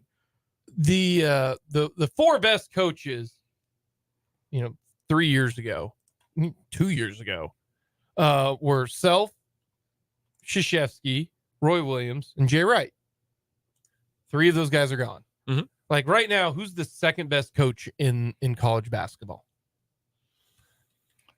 I mean, is it still, Calipari, Kentucky. Cal's up there. Yeah, Izzo's up there. Pitino. Like, historically, yeah. St. John's. Sampson's won a bunch. Drew's got a national title. Mark Few has won 9 million games. Yep, all those coaches belong to the conversation. Like, there's not a lot of, like, young guys who feel like are maybe up and coming to join that group in a hurry. Like, no. Danny Hurley's probably the closest. Yeah. And he's not that young, but like Nate Oates, are we gonna be talking about Nate Oates this way? Yeah, not a lot of talk about Nate Oates recently. No. Not a whole lot of that going on. That star has dimmed a tad. The CBS Sports crew did a ranking of the top 26 coaches in college basketball. And Tony Bennett also up there. I know you guys hate him because of the way they run offense. And a lot of people talk about Tony Bennett like a guy who's not going to do this a whole lot longer. Yeah, I wouldn't be surprised. I mean, Self at one point had talked about like, hey, I got other things I want to do and be around family and stuff. But I think the NCAA FBI case really made him feel like, and he said as much during media day that like, hey, people have been taking shots at us and there's been a lot said about us. And now that we can recruit these top 10 guys again as opposed to top 30 guys again, we're feeling pretty good about the direction of our program. But just to reiterate this before we get to a break, this is the biggest basketball contract in the history of college basketball. Mm-hmm. Jeff Goodman, the reporter for like 18 different publications, makes the note that because Krzyzewski's deal was never made public because it was a private institution, this is the biggest public one in college basketball. How about that?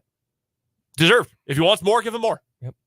Coming up, we'll get to a little bit more. K-State, they took it on the chin to USC. We'll get to that next.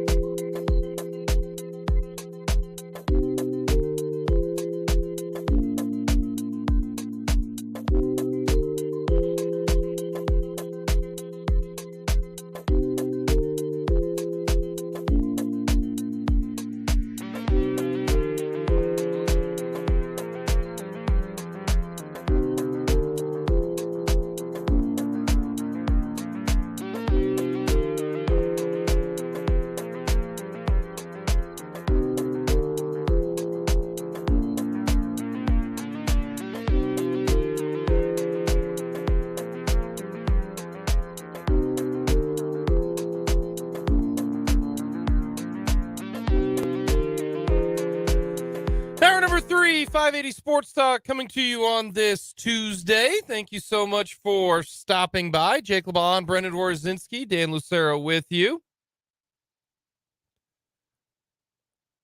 Midweek. That's right. The bye week for the Kansas City Chiefs.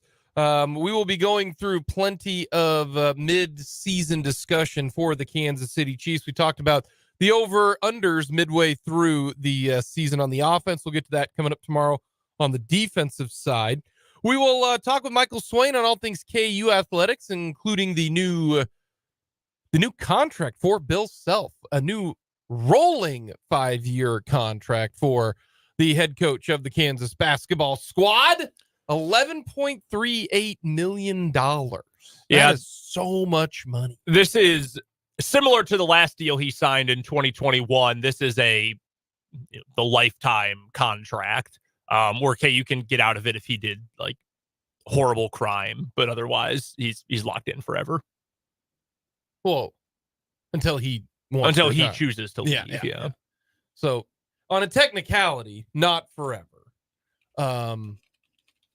I mean, maybe. I don't know what's going to happen. Technology changes quickly. Come on, scientists. KU basketball needs Bill Self, right? I'll tell you this much. I don't want to know who comes after him. Hold on a second. Everybody said the same thing when old Roy left. And look who replaced him. Okay, counterpoint. Aaron Rodgers replaced Brett Favre. And he thought, wow, this is going to be great forever. And then sometimes it's not. And sometimes you get lucky and you have back-to-back Hall of Fame coaches. Sometimes you get lucky and you only have 8 coaches in 126 years, and they're all great. And the only one who wasn't literally invented the sport. Was he the worst? Naismith? Yeah. I don't even count that because that doesn't count. Like, just like I don't count what does KU people, what do fans call them? The Helms? The Helms. Yeah, the Helms National Championships. Those don't count. Stop. Was that how you determined who the national champion was? No, I'm not counting. No, it's a yes or no question. Was that how you determined who the national champion was? I don't know. Was it? I don't know. Read a book and then you can come tell me. Yeah, I don't. They absolutely count. Well, I'm not counting. But you're also championships don't count before the Super Bowl either, which is objectively insane. Wrong. Yes, yeah. that's I stand by that. I stand by that. So just because they changed the name of the game they played, they don't count. Because that's literally all it is. It's added more teams and changed the name of the game. Well, you add 2 leagues merged. Technically wasn't a merger, legally speaking. It was a takeover. Okay, either way. No, that's all right. We can have different opinion. I don't count those. The worst coach other than Naismith, which again really doesn't count considering he invented basketball. Can you also imagine a 7-game season? 1899 to 1900. KU played 7 games. I think you probably have to go with Dick Harp. He was only there for 8 years. Was the runner-up one time for a national title, and then made it to the Elite 8 once. And that was it. Wow, what a bum. More like Hick Darp. How many runner-ups did Roy get? Roy was a runner-up twice. Yeah, 2 times. Was 91 or 92? Yeah. 91-03. Yeah. Okay, so he tops Dick Harp. Yeah. Oh yeah. And Larry Brown, the shortest tenured. He was only there 5 years, but he won a title and went to 2 Final Fours. Yeah. Dick Harp. They don't name them like they used to. Get your weight up. Yeah, we were talking about names that young parents are now giving kids. Yeah. And it's like very much a return to tradition kind of thing. Like, no one has kids named Dick. Gee, I wonder why that stopped. Yeah, but like that was a most of the phrase for something else before too. Hold on. Most of them, no, I don't. I would like to know how many actual birth certificate names are Dick and not Richard. We're not rolling a lot of Richard or Dick off of the assembly line these days. Not a lot of them. No. Like there are not a lot of Bobs.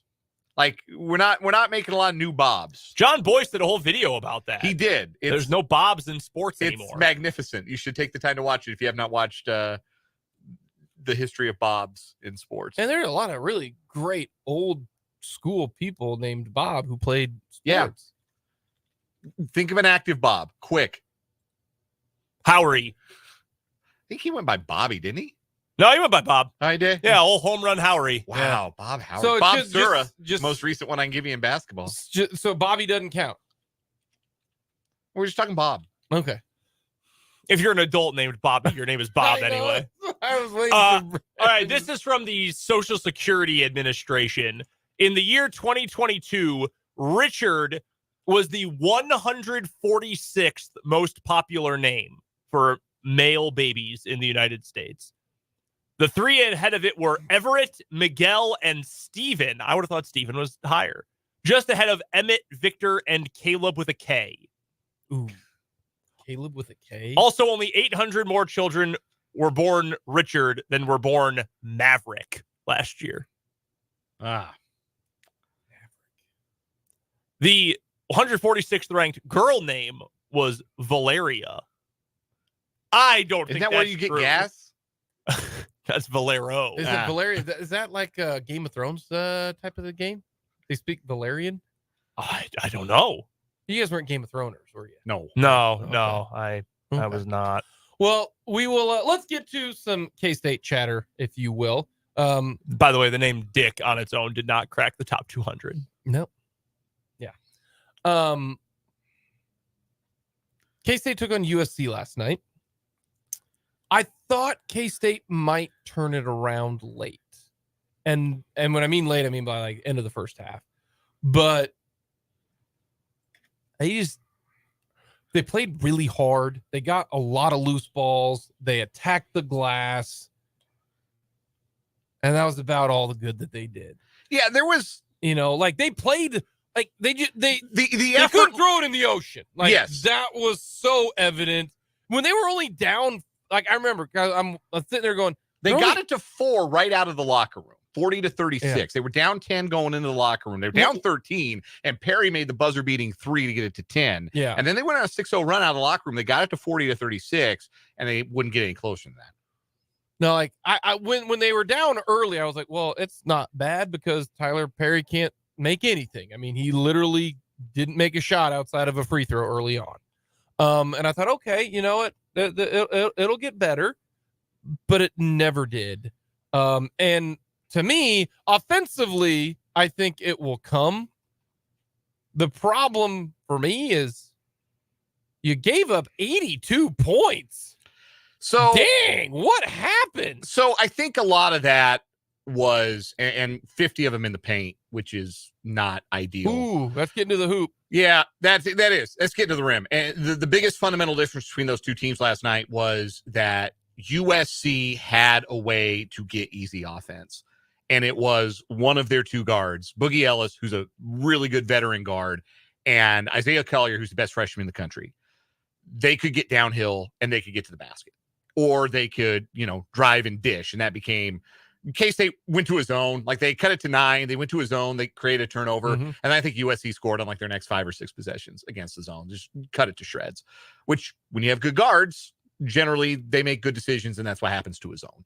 So I think that was the biggest thing that K-State struggled with was the quality of USC's guards. This Collier kid, see him now because you're not gonna see him play a lot of college basketball. Let's just say that. Like enjoy him in Los Angeles while you can, because that is a one and done if I've ever seen one. That kid that's a lottery pick. He can really play. It was a really good backcourt, and that gave K-State a lot of problems. And yeah, 40 in the first half, 42 in the second half. That's and it wasn't, I didn't think it was K-State being lazy on defense either. Like I didn't watch K-State on defense and think, oh man, they're not getting to their spots. They're being lazy. They got beat man for man a lot. Like it was a lot of, one-on-one, and there was a lot of transition too, that ended up happening for USC, which is what happens again when you just don't make shots. The offense I think will be okay for K-State. I really do. I don't expect Kaluma to, shoot like I would. Like, he couldn't make a bucket. They didn't shoot it well and still scored 70. I thought there was a little too much Arthur Kaluma with the ball in his hands. I don't think that's good offense for K-State. I don't know that he's real good at creating for himself, which that could be a problem if they're going to ask him to do that a lot. I didn't see. It could just be one game didn't play well, but he didn't play well. And then Tyler Perry, like you mentioned, he made one shot from the field in the first half. It was the 3 that beat the buzzer. Yep. And it wasn't like, I thought early on they struggled to get real good looks, but as the game went on, they got better looks and just didn't make couldn't some make anything. really open looks. And some of this, USC defensively is really good. Well, and I want to preface this too. We're acting like K-State lost to an inferior team. No, this is USC is a better team than Kansas State. If K-State were to win this game, that would have been an upset by every situation imaginable. This is we should have prefaced that before this. This is not a bad loss. This isn't a wow, what's wrong with K-State? No, USC's a good team. There's a reason why they were a 3.5-point favorite, and they're why a top they're 25 ranked, team. They're ranked 21st in the country. K-State. This is a USC will have a chance to win the Pac-12. I really do think they have a chance to win the Pac-12. They're a contender in that league. Yes. They're one of the 4 best teams in that league. K-State didn't play anybody remotely this good in the non-conference last year. Like, not even close. Oh, no. The first good team K-State played was, and I mean, they were good at the time, and then West Virginia was the first ranked team K-State played last season. Their non-conference, the best team they played in the non-con was who? Nebraska? LSU, Nevada would have been LSU probably. Like, they played some palookas in the non-conference, and you don't learn about your team beating up palookas. You learn about your team. You go up against another really good team, and that was Jerome Tang's message afterward. Is like, this showed us this.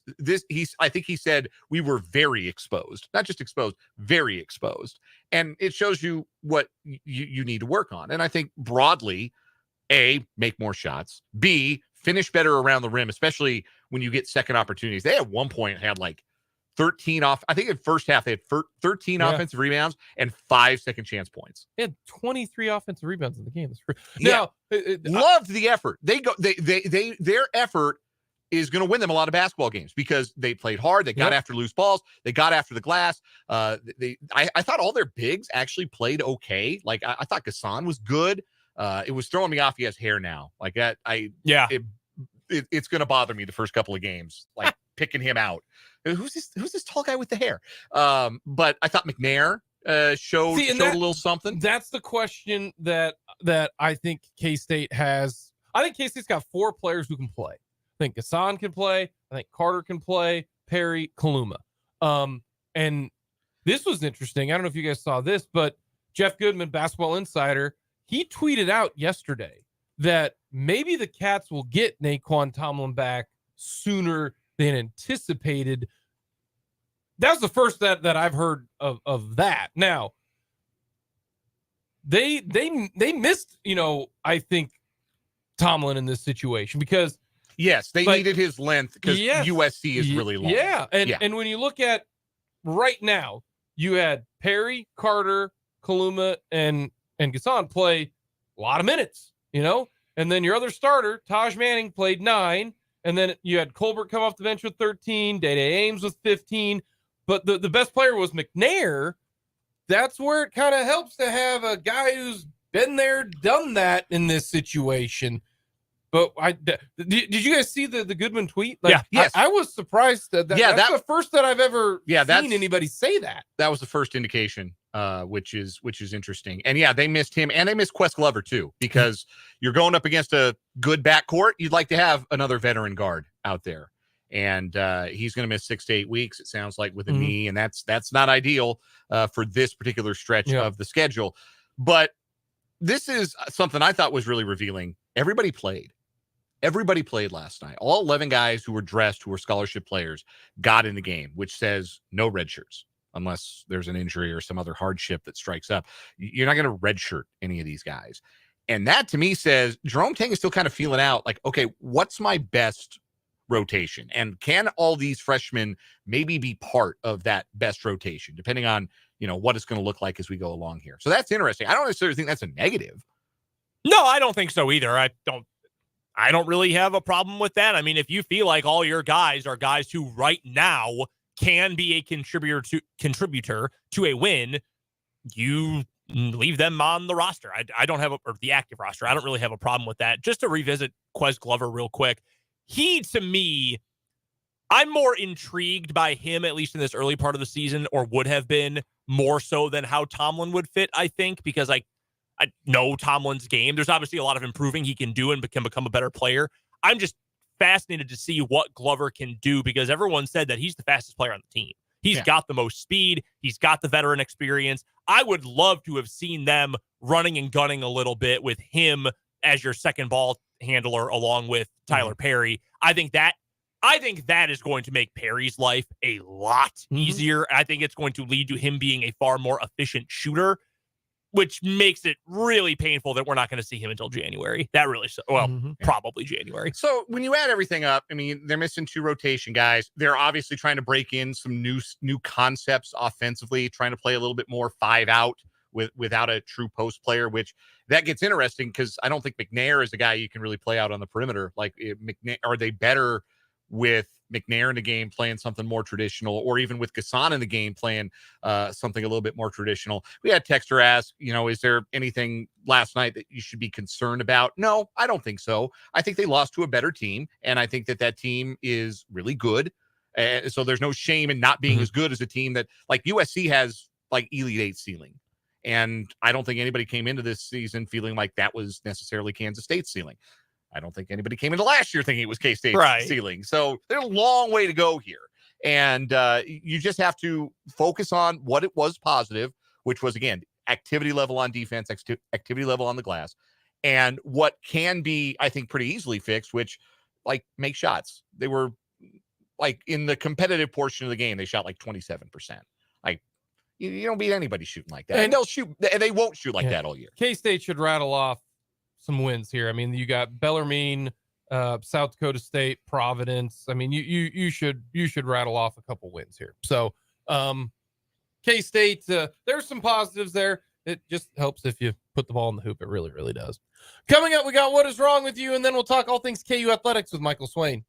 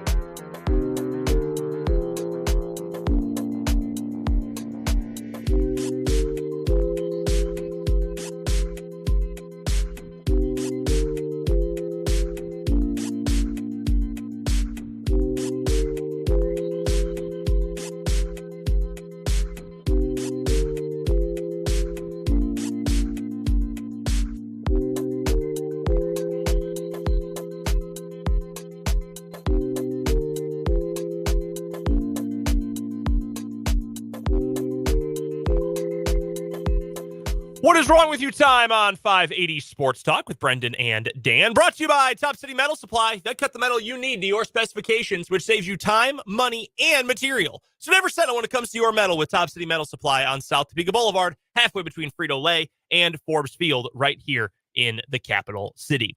Our winner from yesterday in What is Wrong with You is our third fake cop car story in as many weeks. From Florida. From Florida. Woman who got her car wrapped to look exactly like a Florida Highway Patrol vehicle and put a light bar on the top. And said it was because she loved the paint scheme. Yeah, so she at least went all in, as opposed to I'm just going to plug in some spinning lights on my dashboard. Like our fake cop, fake Gronk. Yeah, or the guy who just put Booty Patrol on his truck. That not as successful or not as into it. I feel like you've really got to commit if you want to commit. Yeah. Like you want to do the whole cop car paint scheme and then put Booty Patrol on it. Okay, you're committed to the grind at that point. But yeah, the third time in as many weeks we've had one of those stories. Dan, you're up first for today. We're going to Hilo, Hawaii for this one. We don't go to Hawaii much normally because island living keeps people pretty calm. Yeah. Not 32-year-old Jerome Leader of Hilo, Hawaii.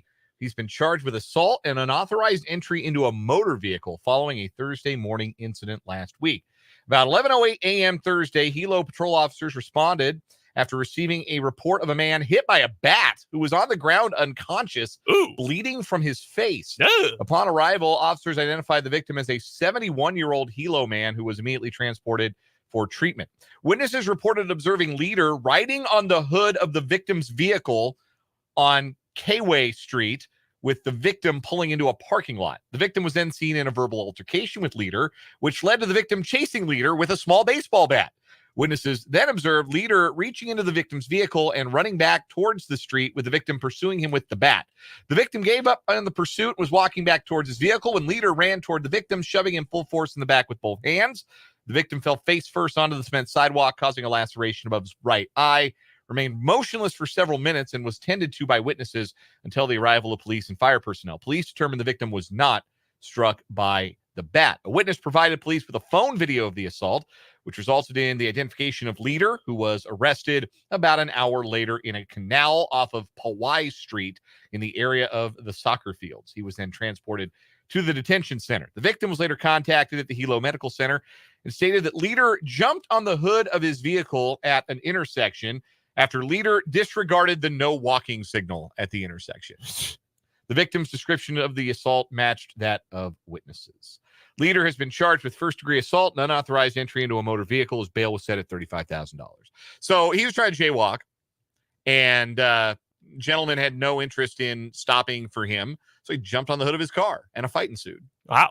And the victim, you're 71 years old, chasing after somebody with a bat. Maybe just let it slide. Especially if they're crazy enough to jump on the hood of your moving vehicle, maybe let that one go. Maybe you don't need to pull over and chase him around with a baseball bat, especially if he's got 40 years on you. Maybe just let that one slide. I not victim blaming here, but I think, a better choice could have been made. And for Jerome Leader, lots of better choices could have been made. Yeah, just a few. Jeez. I feel like that's one of those things where eventually you calm down and you think, oh my God, I'm chasing after a guy with a bat. Yes, and I need to stop. That appears to be exactly what happened. The guy said, you know what? This young whippersnapper's not worth it. And then Leader saw an opportunity. Saw his opening and went for it. That's pretty funny. All right. For my story, we're going to Yellowstone National Park, not the TV show. We've got our latest edition of Humans versus Animals. And like so often happens, the animals won. We even have video of this one. I don't want to play the audio for you because I'm pretty sure we're mixed in there.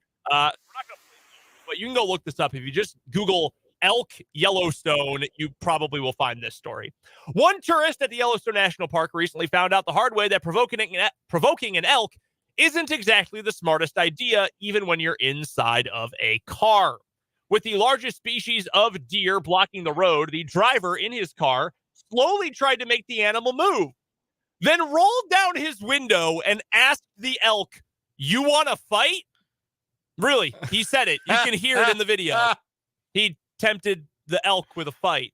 The elk slowly starts stepping back, but the driver continues to slowly pull up close for a stare down with the large mammal. After believing that they had won the war, the driver asked mockingly, "Do you want to go, bud?" The elk did. The answer is yes, because the elk, which again is the largest species of deer, it is huge. It is like just this side of moose, lowered its head, charged forward, and plunged its antler into the driver's side left or the driver's side front tire on this car. You can hear it on video losing air rapidly, going shh. And the woman in the passenger seat can be heard saying, "Well, there you go." One comment said, "Now he's stuck in the middle of nowhere because he wanted to be a tough guy." And that user added multiple crying, laughing emojis. Someone else said, "You should have driven by him, but no, you want to play games. He called your bluff, bud. He has to fight off grizzly bears. You think he's afraid of you?"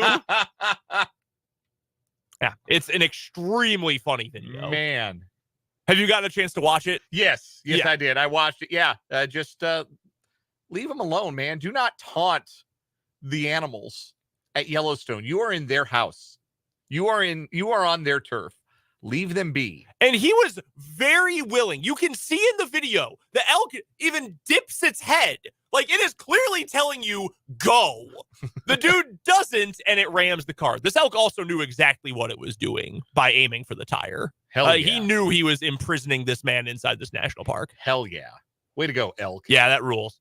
I'm going to give the vote to, well, man, this is a 71-year-old. Being a septuagenarian, chasing a guy with a bat is tough. I don't know, man. I'm not challenging an elk. I'm going to go with an animal story. He yelled out, just don't say anything. Like, if you're going to say something, like, leave your window rolled up. Like, that would be like a funny thing, like a funny little joke to share with your friends. Do not lean out the window, this giant thing with horns that can puncture you, and taunt it. It knows when it's being mocked, and it doesn't like it. I'm going to go with that one today. Yeah, That's a really funny one. I'm with it. Does that beat our third fake cop car? I think the third fake cop car. There's three in 3 weeks. I think that one moves on for one more day at least. Like I said yesterday, why is this such a thing? Is this happening elsewhere and we're only hearing about it from Florida? I have no idea. Oh my God. That is our winner. I'm with you on that. The third in as many weeks fake cop car is our winner again in What Is Wrong With You. Brought to you by Top City Metal Supply. Metal cut to order when you need it. That's Top City Metal Supply on South Topeka Boulevard, halfway between Frito-Lay and Forbes Field. We're talking all things Kansas Jayhawks with Michael Swain after this on Jayhawk Weekly here on 580 Sports Talk.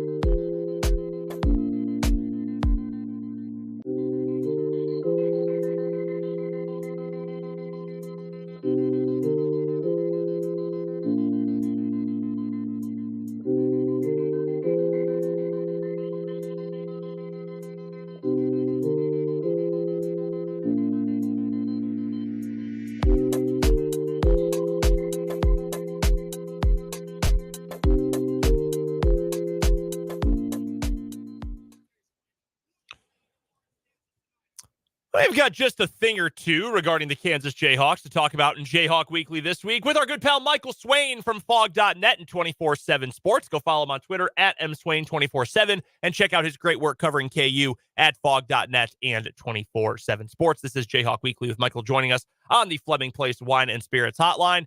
Michael, let's start with the football for today and a win over Iowa State. I know that's a program at Iowa State that you know quite well. What impressed you the most about KU's win on Saturday?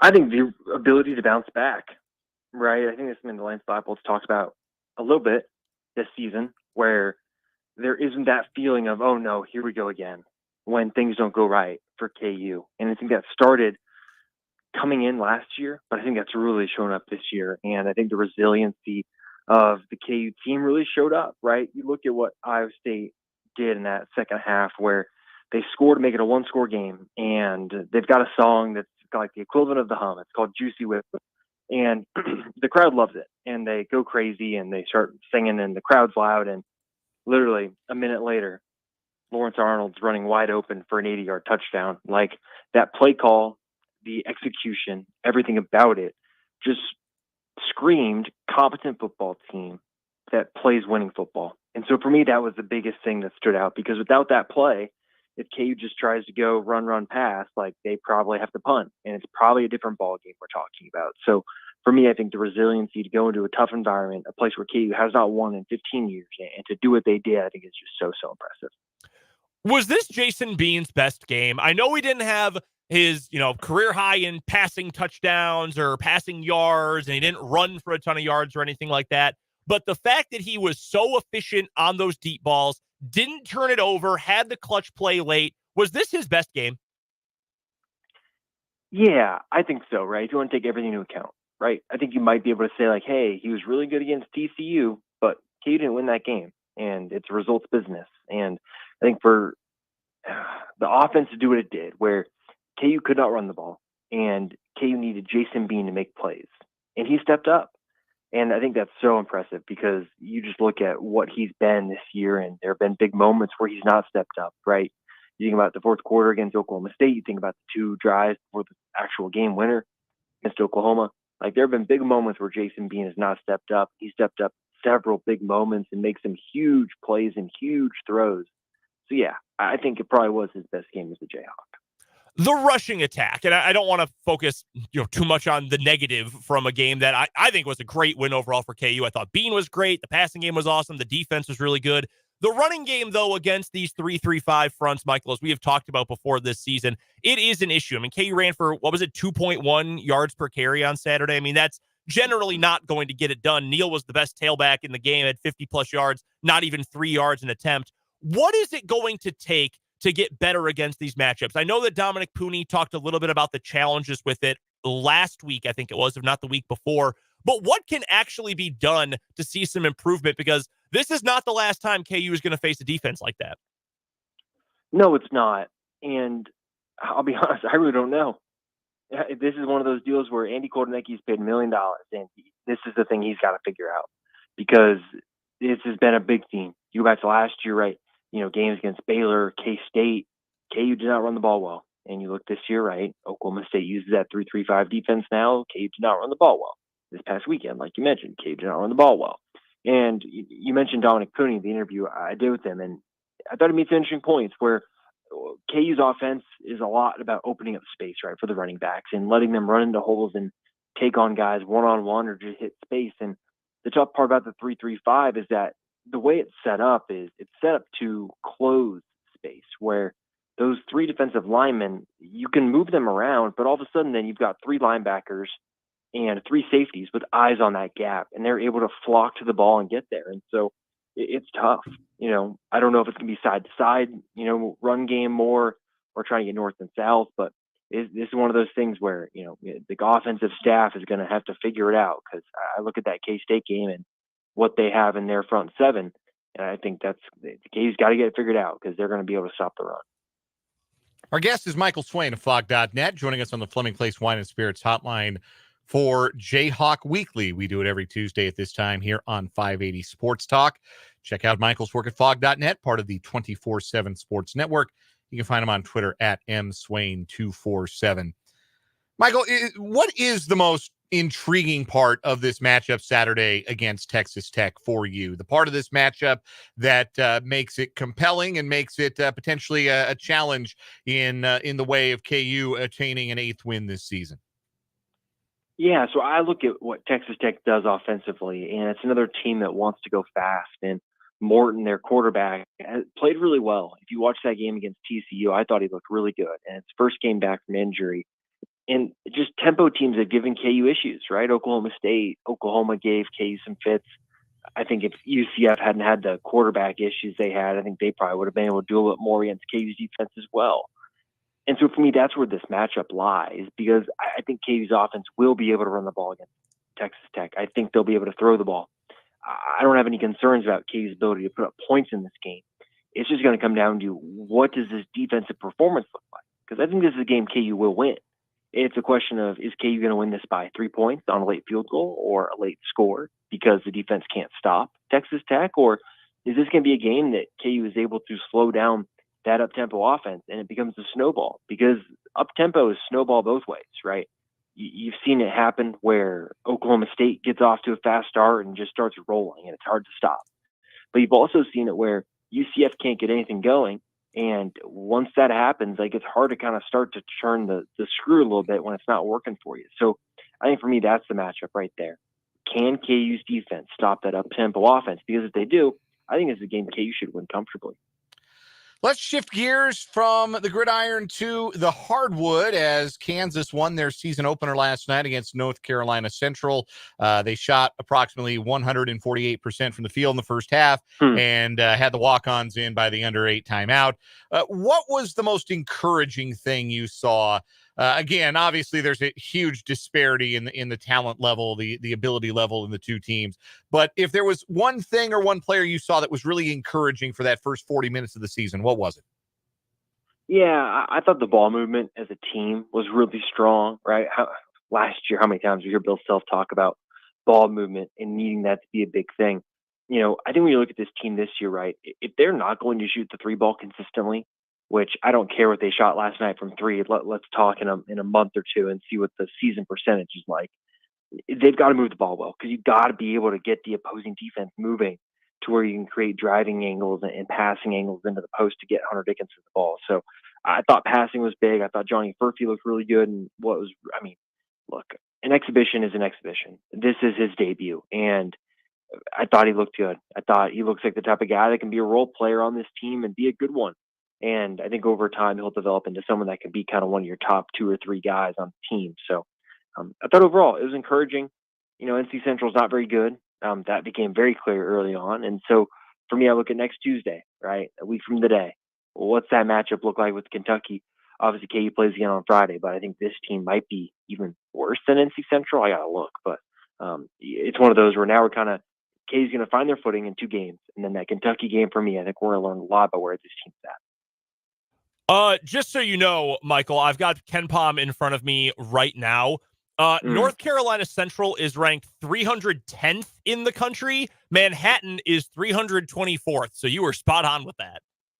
Oh, great. Another fun game on Friday. Yeah, love to spend a Friday night that way. You mentioned Johnny Furphy, and I know you had a little bit about this over at fog.net today, too. So last night during post-game, Furphy came up. Someone asked Bill Self about him, and Self really, I don't want to say blew off the question, but said, hey, he's not ready, and he's barely practiced, and he's had the shin splints and whatever, and he's got to get up to speed. We've heard all of that recently. But I don't know. I mean, he's in practice. I'm not, but I almost thought, like, dang, I feel like Furphy deserves at least a little bit more credit. He's a fluid athlete. He's played a high level of basketball before. I mean, that's why he got that recruiting pedigree he did this summer. I thought he did some nice things, shot the 3 decently well from the corner. What to you stood out specifically about Furphy? And given the fact that he is, slow to acclimate because he missed practice time, do you think he can be counted on in a game like Kentucky or later this winter against UConn or in Indiana? Do you think he can be counted on to be that 6th or 7th guy in the rotation? I think so. And man, you're trashing my question. Bill didn't throw it away. I thought he gave a good answer. Oh, was it you who asked that question yesterday? Yeah, it was me that asked it. Yeah, I thought he gave an interesting answer where he talked about, right, you're right. The shin splints, he's behind. And but he also said, he was about just as good as El Marco or Nick Timberlake were. So I think that was interesting. But no, I think you look at Furphy, right, and we've seen it happen before with freshmen who miss some time in the preseason, and then they take a floor and they look lost, right? They're not in the right spots. They're kind of in the way. And I mean, MJ Rice is a perfect example of that last year, right? Missed some time early on, but then when he got his opportunities, you're just looking at him like, do you know what you're doing? And Furphy clearly knows what he's doing. Like the spots he was taking up on the floor, the shots he was electing to take, and the shots that he passed up, I think scream someone that knows what he can and can't do right now to get playing time. And I think that basketball IQ is so huge. And, you know, we didn't see him flash a whole lot. That's one thing that I think players and coaches have talked about. You know, hey, he's a guy that can cut off the ball really, really well. You didn't see as much of that last night, but I think he's the type of guy that with his game, it really fits because he doesn't need the ball in his hands, right? And you've got guys like Hunter Dickinson, like DeJuan Harris, like Kevin McCullough, that you want to have the ball in their hands. Johnny Furphy doesn't need that, right? He can catch and shoot, he can slash, and he can pass. So I think he's the type of guy that really does fit the mold of what you need in a role player for this roster makeup. For what it's worth, I thought it was a good question. I just thought he was a little dismissive of Johnny Furphy, but just to set the record straight there. But you mentioned the fact that Self did compare the way Furphy played to Nick Timberlake, to Elmarko Jackson. We, I think, know what the expectations are for Nick Timberlake. Shoot the three well and like give some effort on defense. Hell, Nick Timberlake said almost as much when he spoke to the media after the game. But for Elmarko, what'd you think of the way he performed in his first real action at KU? He's got the speed. He can clearly finish at the rim. What are some of the things he still needs to work on, though? Yeah, I think he's getting comfortable, right? I think you saw that when he had the chance to play with the ball in his hands, he looked a little more comfortable.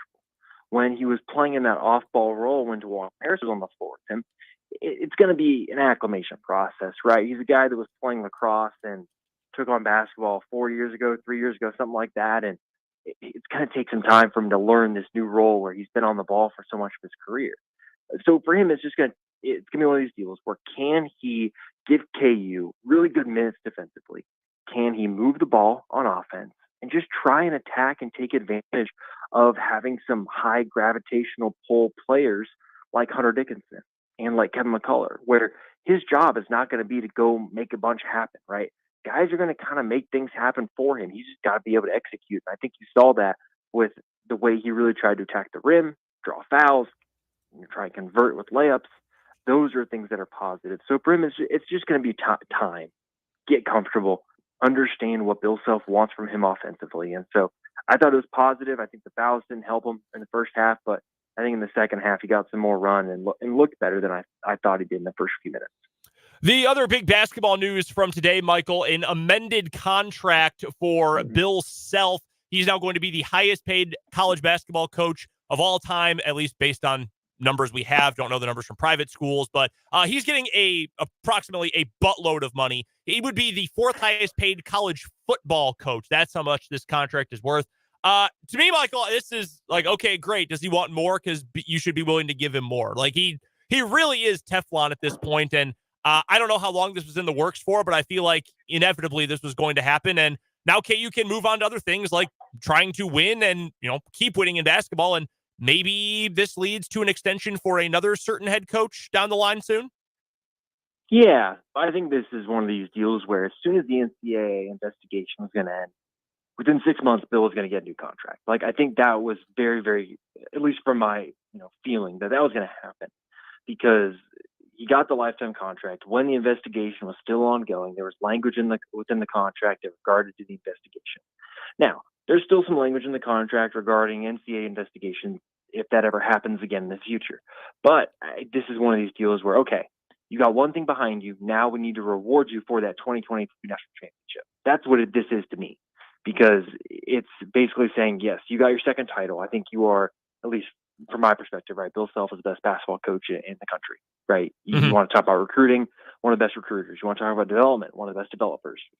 In-game coaching, maybe one of the best coaches of all time at doing that. So he checks all the boxes, and you got to pay him. So for me, this wasn't a huge surprise. Obviously, I think the dollar figures, you see him, and you're like, wow, that is a lot. And obviously, your note about football coaches is pretty incredible, because I think we all know that college football is what drives college athletics. Full stop. Doesn't matter at what school. right? It brings in so much money. And for Bill Self to have a contract that pays him like a football coach, I think shows you his value to Kansas.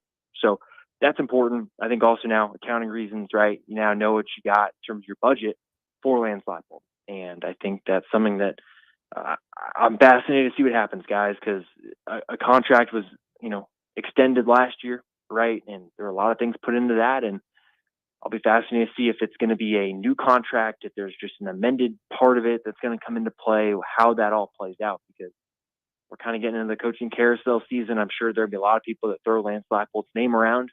And I'm sure there are people that are going to speculate about interest and things like that. So it's always good to have your coach under contract and have that buyout be as big as possible. So I'm fascinated to see how that plays out.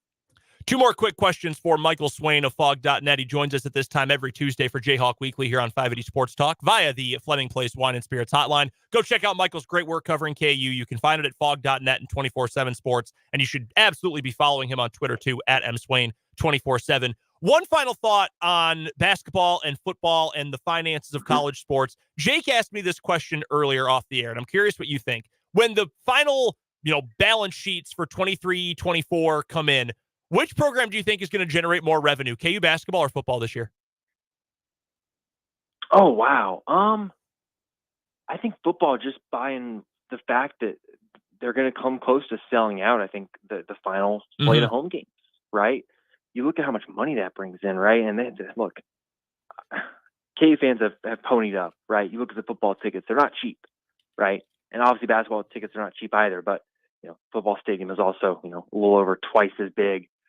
Almost, close to 3 times as big as the basketball arena. And so I think at the end of the day, especially when you take into account also the money that could come in from a bowl game, from the Big 12, if something happens with the college football playoff, right? I think this is one of those deals where I think full stop, I think football might end up bringing in more than basketball this year, but that obviously doesn't mean that basketball isn't bringing in a good amount of money or is a successful financial endeavor as well. All right, real quick, Michael, KU football versus Texas Tech this weekend. KU, I haven't seen what the line is. I know they opened 2.5, I think. 2.5. Oh, only 2.5. What? I think KU should cover that fairly easily, Michael. Wait, it's gone the other way? I saw it open at 4.5. It's 2.5 now. That's insane. I'll take KU to cover. I think they'll win by a touchdown or more. Yeah, that's weird. I'm seeing 3.5. Okay, now, 3.5. So, yeah. FanDuel. I still would take KU there, Michael. Yeah, I would too. I think up to 6.5 for me. That's my comfort level. Michael Swain covers the Kansas Jayhawks for Fog.net and 24/7 Sports. Go be a VIP if you're not already. It is absolutely worth the price. So much great insight you can't get anywhere else from Michael over at Fog.net. Make sure you're following him on Twitter as well, at mswain247. He joins us every Tuesday for Jayhawk Weekly here on 580 Sports Talk. Michael, we appreciate the time, man. We will talk to you coming up soon. Awesome. Sounds great, guys. Talk to you later. That is Michael Swain from Fog.net. And that'll take us to the end of the 4 o'clock hour. We've got 1 hour of 580 Sports Talk left, so come on back and join us right after the national news.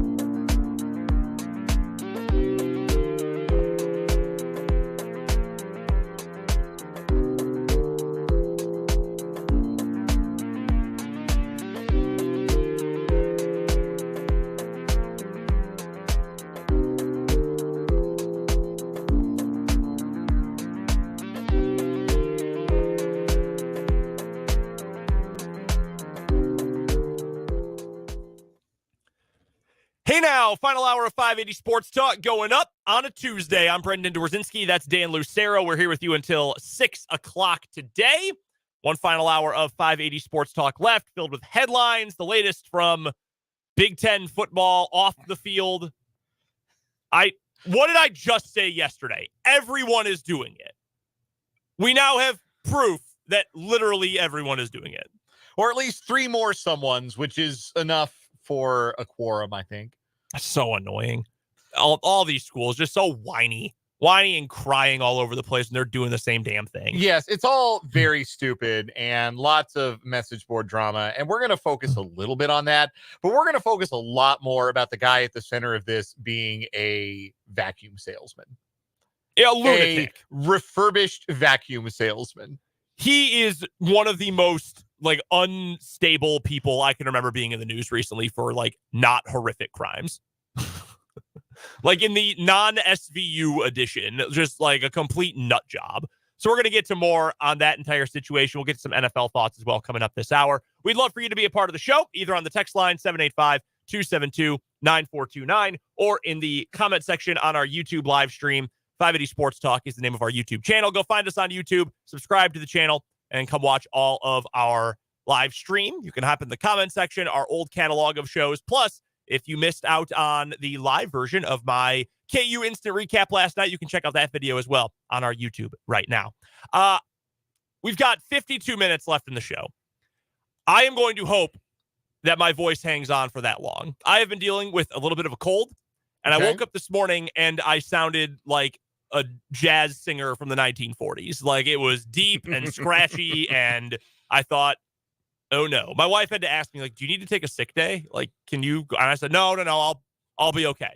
And I've been fine. And then I tried to do the hey now at the start of this hour. Yeah, I noticed that didn't have its usual oomph behind it. No, it did not, because it started to hurt. And got 52 minutes. So I will try to keep it. I'm not going to say a word during the commercial breaks. Drink plenty of water. We'll try to get it through to the end of the 6 o'clock hour. But we appreciate you guys hanging along and listening through the scratchiness in my voice today. All right, let's get to our 580 Sports Talk headlines for this November 7th. And we're going to start with one we've already talked about a couple of times today, but it is big news from Kansas basketball. Bill Self has signed an amended 5-year contract with the university. It's an amendment to a deal that was already effectively a lifetime deal. It makes him the highest paid coach in college basketball history, at least from public schools with public records available. According to reporting from multiple sources, including from ESPN, Self, for this season, will make more than $13 million in compensation. That includes base salary, bonuses, retention bonuses, various escalators, etc. $13 million plus in compensation. And over the next 5 years, $53 million. That is $9 million more than the maximum value of John Calipari's last contract with the University of Kentucky. That makes Bill Self the highest paid coach again in college basketball today, college basketball history, and would rank him 4th among college football coaches. That is unbelievable. Dabo Swinney, Nick Saban, and who was the other one that we talked about? Jimbo. Oh, that's right. Yes. Those are your coaches who are making more money than Bill Self. That's it. That's the entire list. That is unbelievable. Travis Goff released a statement today in regard to the new contract, which the official facts and figures of the entire thing have not been disclosed yet. But again, public university, we'll find out soon enough. Goff said, quote, Bill Self is undoubtedly the most consistent coach in college basketball, and a restructuring of his contract terms were long overdue. In an ever-changing collegiate athletics environment, our strong commitment to Coach Self positions KU basketball to maintain and enhance its status as the most storied program in the country. Over his 20 years at KU, our men's basketball program has been a primary source of positive alumni engagement, strong university enrollment, and revenue that has helped fund all other Kansas athletics programs and invest in all 500 student athletes every year. With him at the helm and his staff at the helm of our basketball program, the future of Kansas athletics has never been brighter. He never got a big deal following the national championship. Now, he had gotten the initial version of this lifetime contract the year before, just after the previous season ended. Jeff Long got fired, and within weeks, Bill Self had a new contract. Interesting. What a complete doofus. Anyway, beside the point, but he never got the big payday because of the NCAA investigation in all likelihood. That's out of the way. It's over with. KU is in a rhythm, on a roll, and you give him the big deal? Sure, not a problem by me or for me by any means.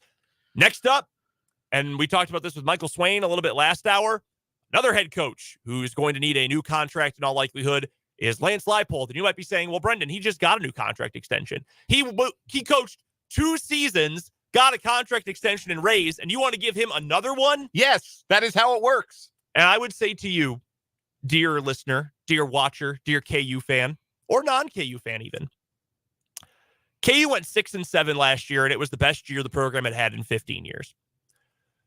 KU's got a legitimate, not just, well, I mean, if they get crazy lucky, no, a very legitimate chance at 10 wins this season in year 3. In 2020, a year in which many bad programs won a lot of games. Indiana, Northwestern, lots of bad programs won a ton of games. Colorado went to the Alamo Bowl. Yeah. KU went 0-9. Had 2 0-win seasons in a 6-year stretch. And in year 3, under Lance Leipold, KU is going to end up, I would say, with at least 8 wins. That is astounding. Yes. Give the man whatever it is that he wants. Give him the key to the city. Build an underground tunnel from his house to the stadium. Give him whatever he wants.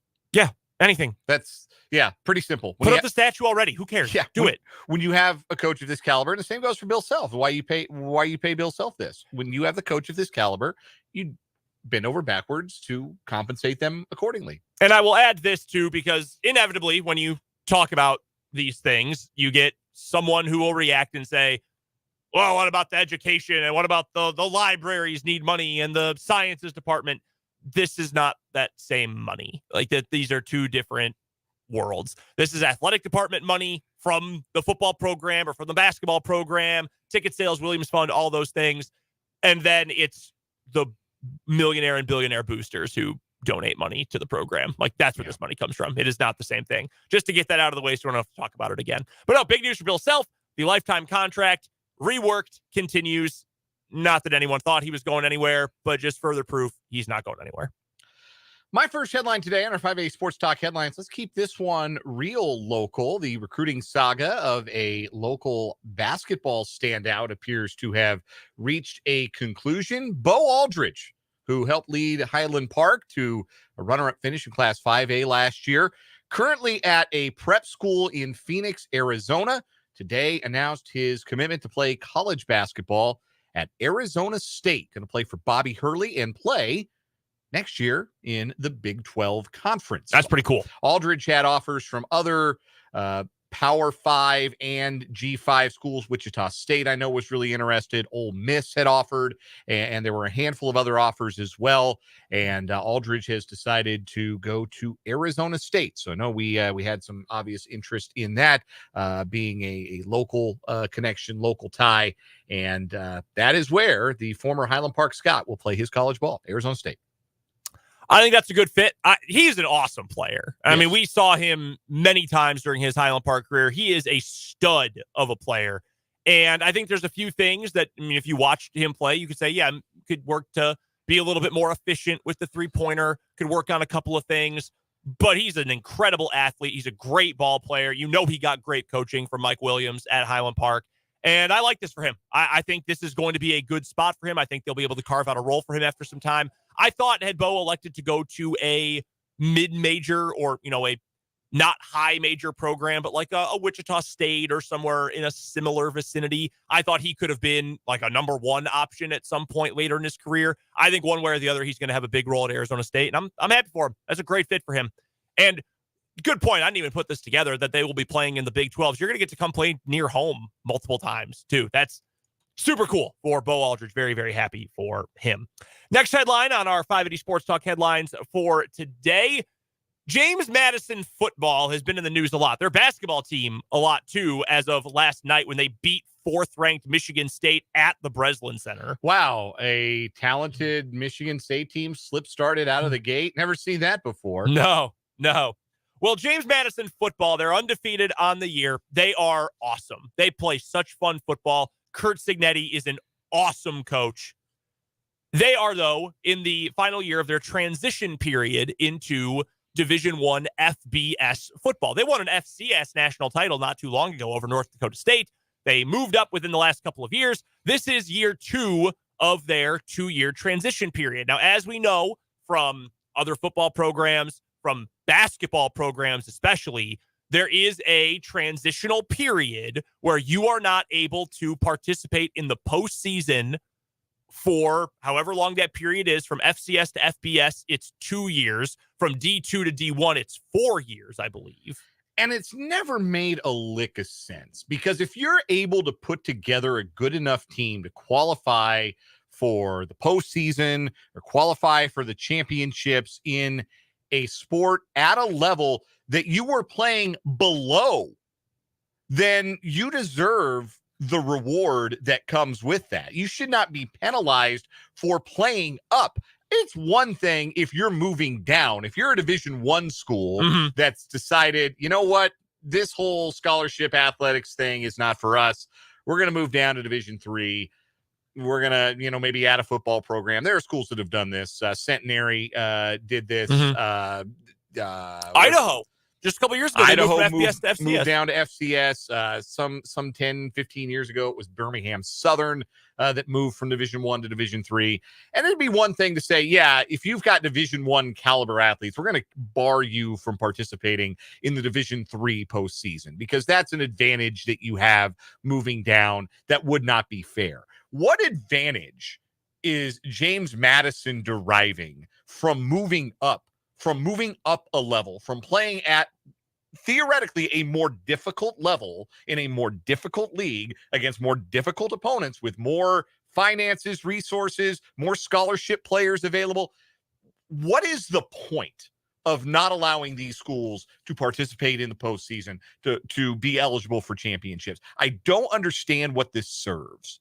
No, I think you're spot on, because as I have been told and as I understand it, the reason why these transitional rules are in place are so it's essentially a barrier that, hey, you might think you're going to make it, essentially trying to prevent a D2 or an FCS team from taking a monetary risk, saying, we're not going to be competitive, but we're going to make the jump so we can try to make more money this way. And we're going to get these tournament units and we'll play in the postseason tournament and all that. Or we'll get bowl game revenue, something like that, and say, no, that's not how this is going to work. So I've learned it to be, it's supposed to be like a protect you from yourself kind of thing. But like you said, if you are James Madison, or a basketball example, Bellarmine, who K-State is playing this week, they came up from Division II 2 years ago, and they would have won the Atlantic Sun. They were the best team in that league. Now they've taken a big step back since then. But if you're that good right away, shouldn't that essentially prove you didn't do this just as a money cash grab? James Madison could have moved up 10 years ago if they had wanted to. Yeah. That was, for a while, considered by far the number 2 program in FCS, only behind North Dakota State. Like, easily, it was them and then them. So all of that, it ends up making no sense if you're actually that good, which brings us to the headline itself. James Madison has now for a second time reached out to the NCAA Division I Board of Directors with a request to give them essentially a waiver to bypass that rule about having to wait a year or 2 years to be able to play in the postseason. Because, again, they are undefeated. Now, if this waiver is not passed, if it is denied for a second time, then James Madison is going to they're going to have to do what UCF did in 2017. They're going to go undefeated, and I hope they hang a national champions banner, because they weren't allowed to play, even though, hey, no one beat them. Never got a chance to see. No one beat them. I'm being somewhat facetious, but also somewhat not.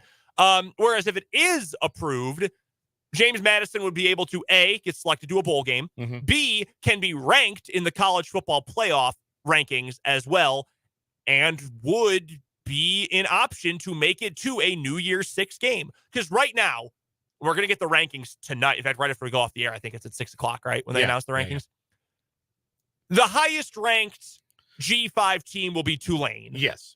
Air Force is going to fall out because they lost. And Liberty is also undefeated, although they are playing like Yes, Conference USA is a farce. Like that league is so poor. It is not the caliber of league that James Madison's league is. No, the Sun Belt is a legitimately good league. And like Liberty also playing Bowling Green and they're playing UMass. Like, come on, be serious. And James Madison, if you put them in the mix, would you put them ahead of Tulane? I think I might. I think they're right next to them at the very worst. Tulane gave great consideration to losing to East Carolina last week. Yeah. Where I don't think James Madison's been close to getting beat. Old Dominion played them tough, but that's an in-state rivalry. That's a different deal. Yeah. They would be, I think, a team that could very realistically earn that New Year's 6 bid, though their defense did take a hit. Their star pass rusher, Jalen Green, who is playing an All-America level, he's out for the year. He suffered an injury. He's going to miss the rest of the season. That's gonna hurt the Dukes on defense, which is a bummer. But they're more than a one-man show on that side of the ball, and they move it effectively. They're just really solid. Now, even without this waiver, there's still a chance they could play in a bowl game if there are not enough eligible teams to play in, I believe it's 43 bowl games. Yes, I think they need 82 teams. I believe because Brett McMurphy's been all over this. Yeah. I think it's 82 teams. Yeah, 82 teams because the national championship game counts as the 43rd postseason game, essentially. So 82 teams, and if there weren't enough teams with 6 or more wins to qualify to make a bowl game, then you could consider James Madison. Who's the other one that's a first year? Jacksonville State. Jacksonville State, who is, I think they're 5-3 and on the cusp of potentially earning bowl eligibility in that way. But there's a chance there. There's an opportunity for James Madison, but it shouldn't be a technicality. They should be, again, rewarded for their performance moving up to a tougher level of competition. That's exactly how I feel. Absolutely how I feel. But an interesting thing to note, also, I should add the Sun Belt itself. The conference has reached out to the NCAA asking the same thing. Like, hey, can you please make this happen? We'll see. Also, one other note on the entire thing. This is from Brian Fisher, who writes for a couple of different outlets, including Fox Sports. He tweeted today, I'm told that reclassification is going to be a topic of discussion at the NCAA convention in January, and there's been some chatter already about the potential for teams that meet certain benchmarks getting early access to the postseason. Just get it done now. No kidding. Pass a blanket waiver for the new teams this year, work it out next season, and let's go. Yeah. That's how I would handle this. That's common sense, but we're dealing with the NCAA here. Right. They've never really trafficked in that as long as they've really existed as a governing body. So, right. Yeah, don't hold your breath. However, my next headline is an actual smart thing that the NCAA is going to potentially allow. In non-college football playoff bowl games this year, college football teams will be allowed to use coach-to-player communication technology. Headsets in the helmet and so on and so forth.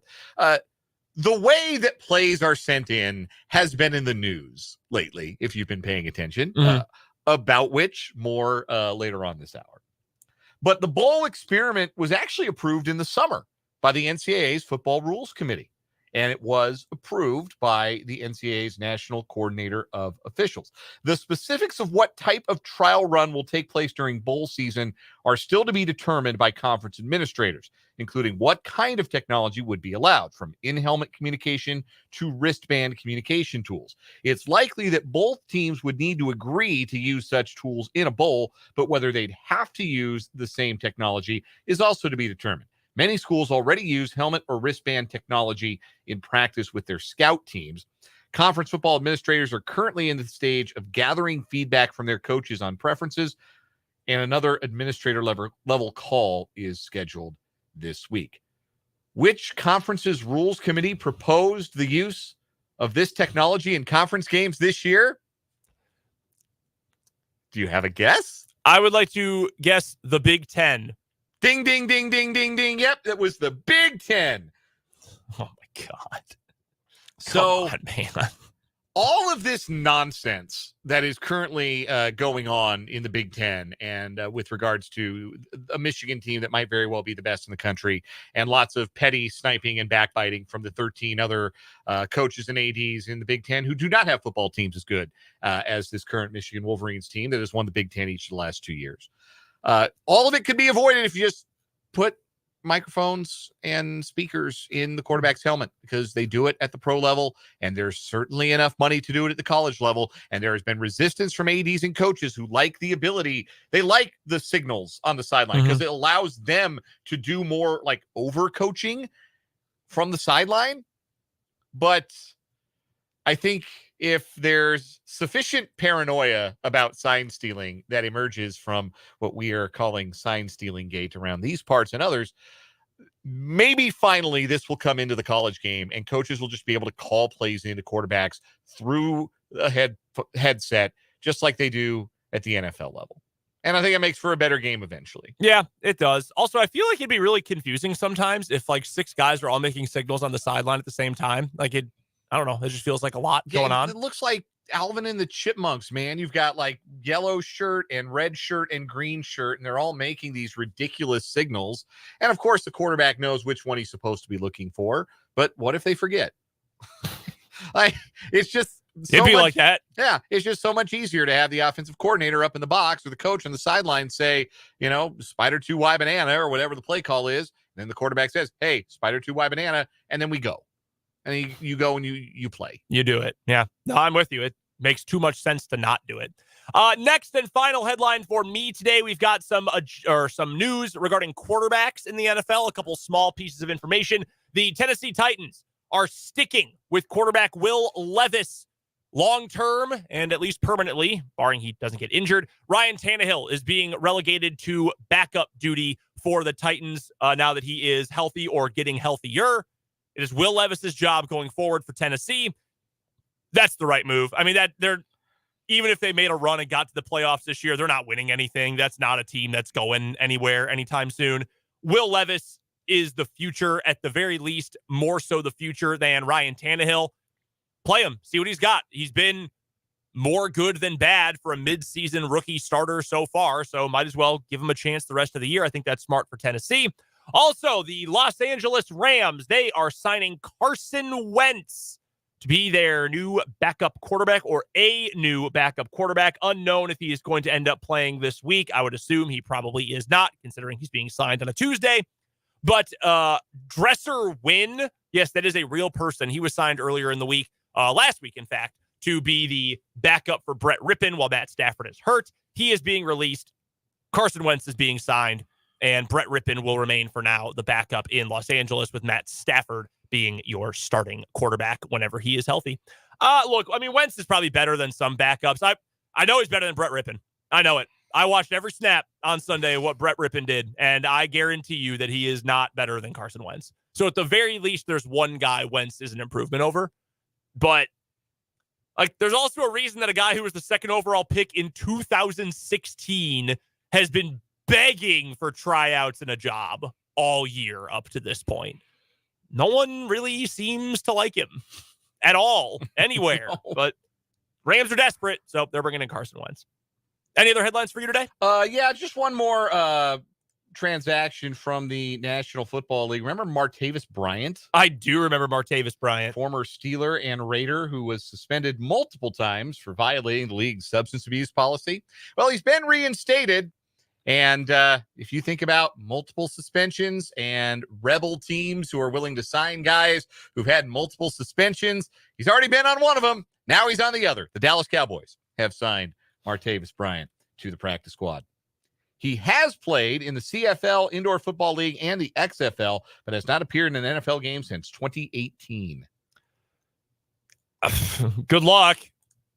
Generally doesn't work. And now it was Tim Hightower a year or two ago, who had been out of football for 4 or 5 years, came in and actually had 3 or 4 really good games back to back for the Saints. And it was, whoa, Tim Hightower.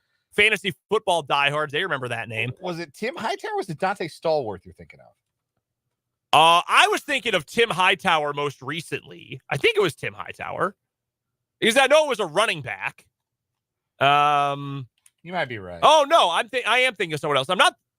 Well, I guess this is longer ago than I thought. Tim Hightower was out from 2012 through 2014, then popped up again in 2015. Yeah. I thought it was more recently than that, but maybe my brain is just completely shot. It doesn't really say why. Like, if you go to Dante Stallworth's Pro Football Reference page, it tells you directly, 2009, missed season, violation of league's personal conduct policy. He hit someone with his car and killed them. Yes, correct. I think it was someone who had been drinking and was walking in the middle of the road, if I remember correctly. Yes. Very sad.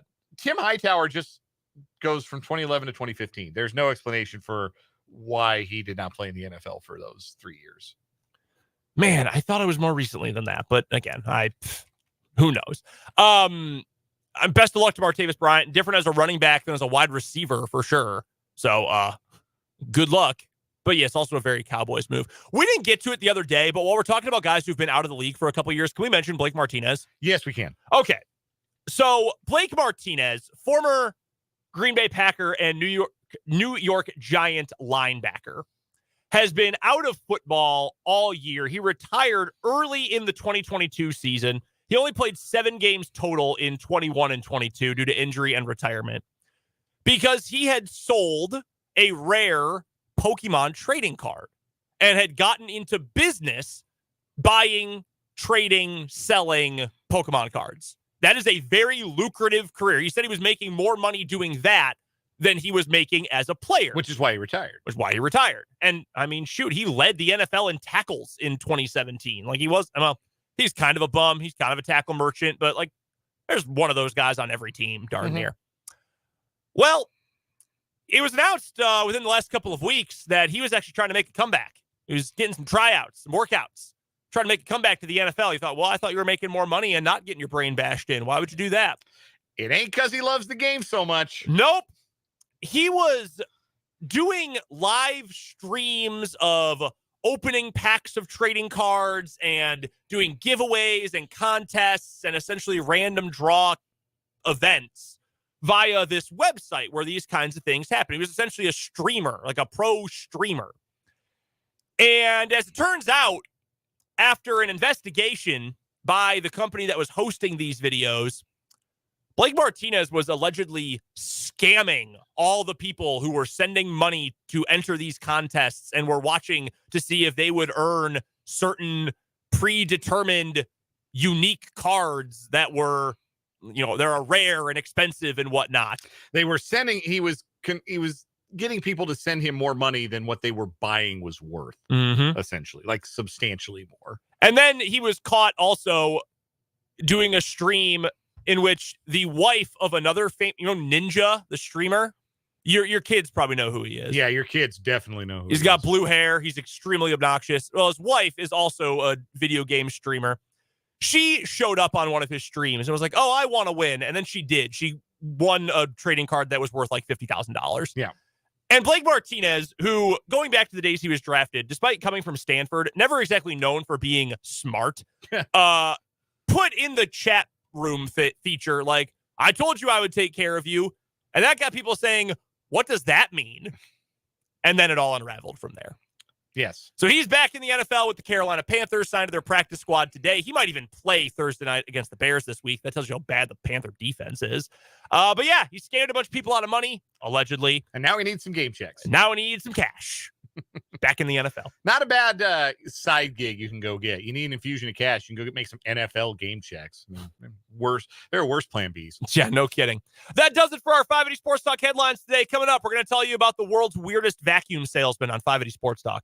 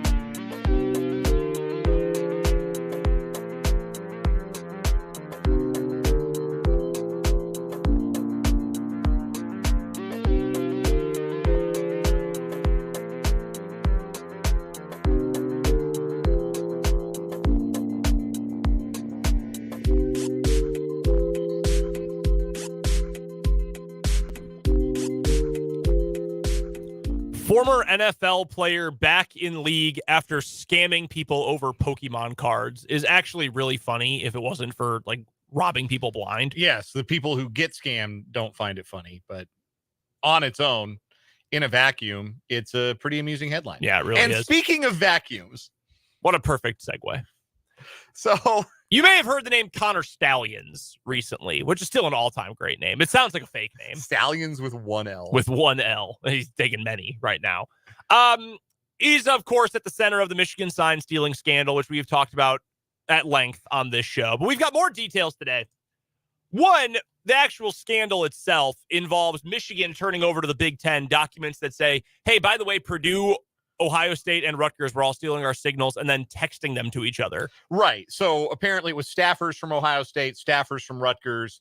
They were, texting or gathering the intel on Michigan signs, and they sent them all to Purdue before Michigan played Purdue in the Big Ten championship game. That didn't go well for Purdue. No. If you recall that Michigan defeated them pretty soundly.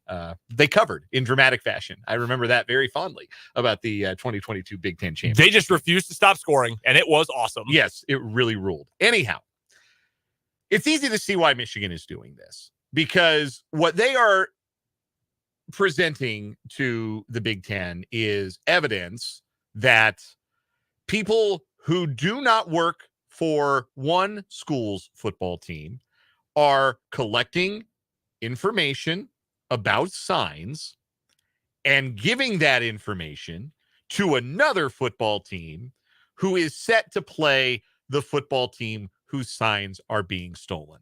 And fundamentally, that is what is happening, or what Michigan is being accused of. Fundamentally, that is the same thing that Connor Stallions and his web of scouts, using that term very loosely. Yeah.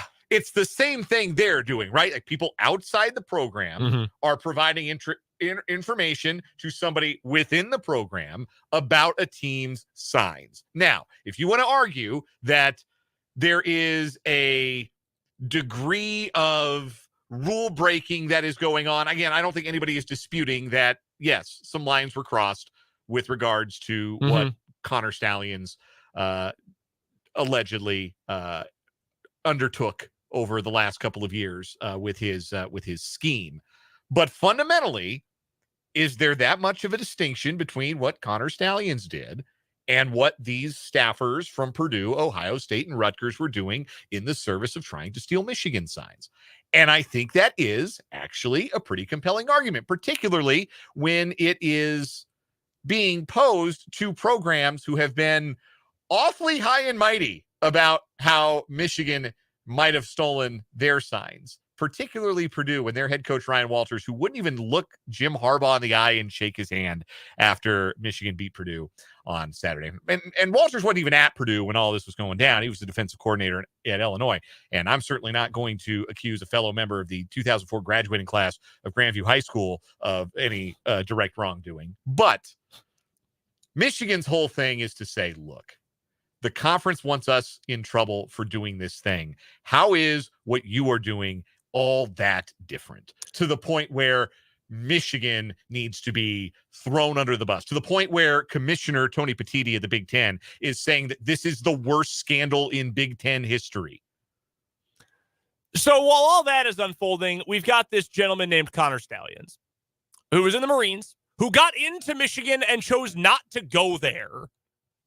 Yes. Despite being apparently the world's biggest University of Michigan football fan. Yes. Went to the Naval Academy instead. Yes. Diehard fan. And this is why. This is why he went. This is from the Wall Street Journal's profile written by Lane Higgins. That is an absolute must read today.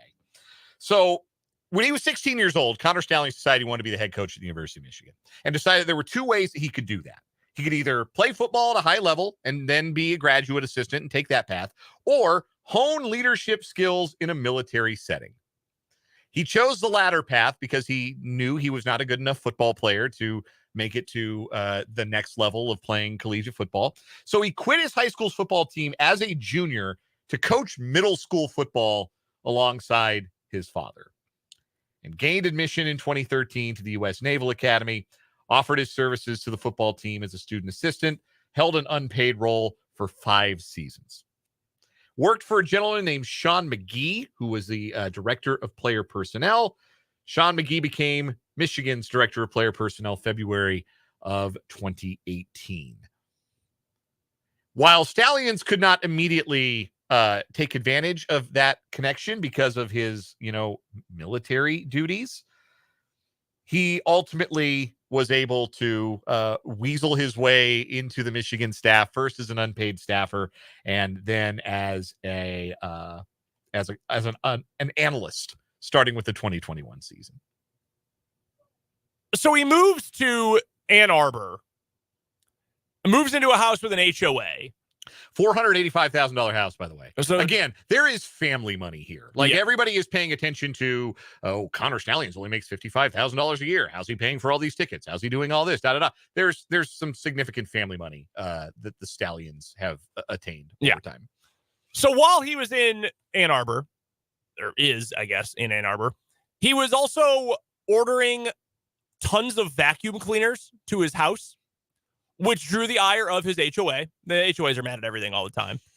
And he was accused and sued by his HOA of operating a business, what was it, a vacuum repair business out of his house? Appliance refurbishing, yes.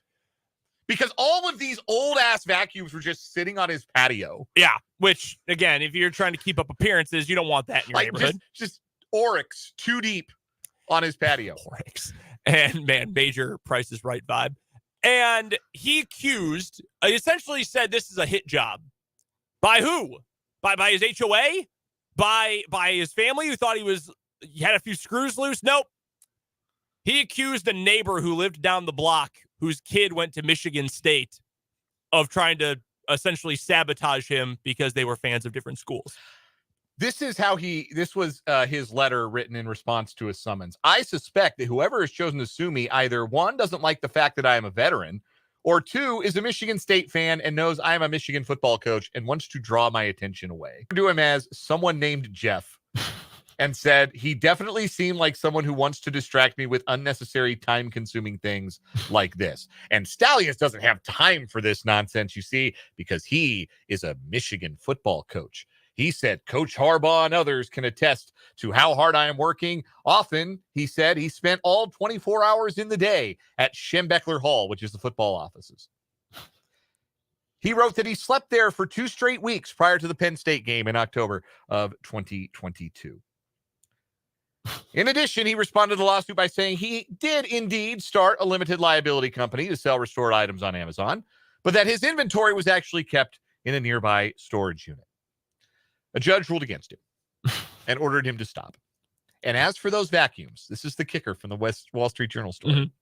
Stalions sold many of them on Amazon with underwhelming results. Several buyers complained of defective units with missing parts. His seller rating was 2.8 stars out of 5. He didn't have time to fix them. He had scouting to do. So he had games to go see. Connor Stallion doing SIGINT, A+. Doing outstanding work, getting these signs, developing a network of spies that would go sit and watch Iowa Rutgers so that you could get the signals for these football games. Great stuff.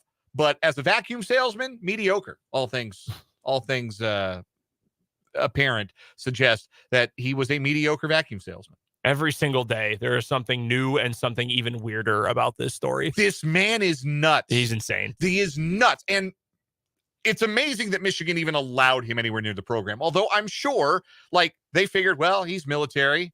And this one guy who's on our staff, said he did some good work for them. Yeah, sure. He seems harmless.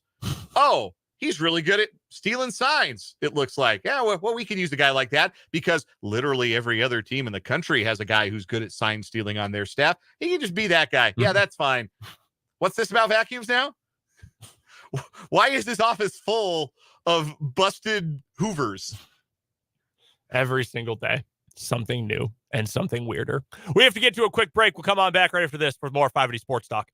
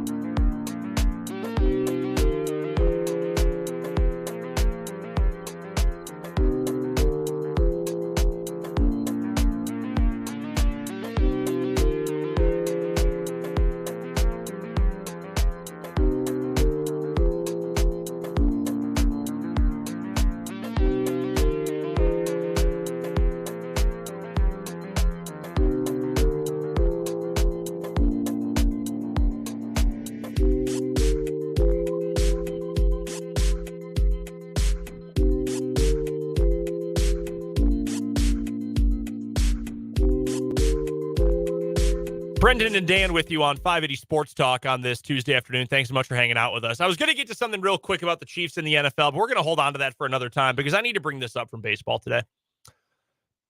We have talked so many times, two of us, whole group, just Jake and me, just you and Jake, over time. Throw Fulton in this mix too, plenty, about how broken ownership is in baseball and how there are so many teams that have no desire to actually put together a contender. And there's varying levels of that.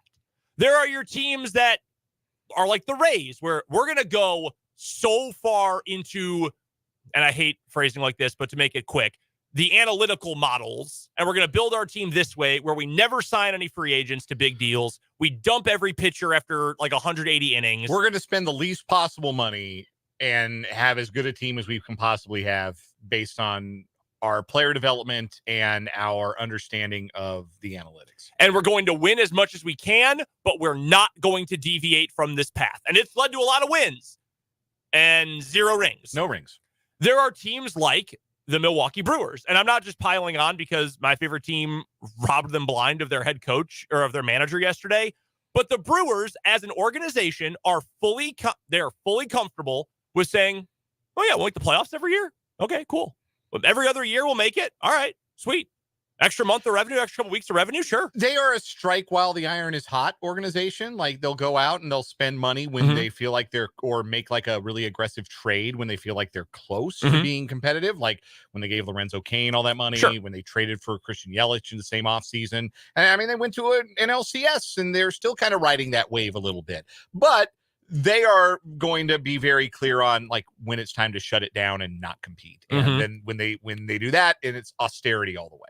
And they also lowballed one of their elite pitchers in arbitration and pissed him off. And he has now said, I'm not coming back. Like, I'm going to pitch for you for one more year and I'm not going to re-sign. So good job. Then you've got the teams like the A's who are Ponzi schemes and they have no desire. It's especially bad when one particular team is in that latter two category.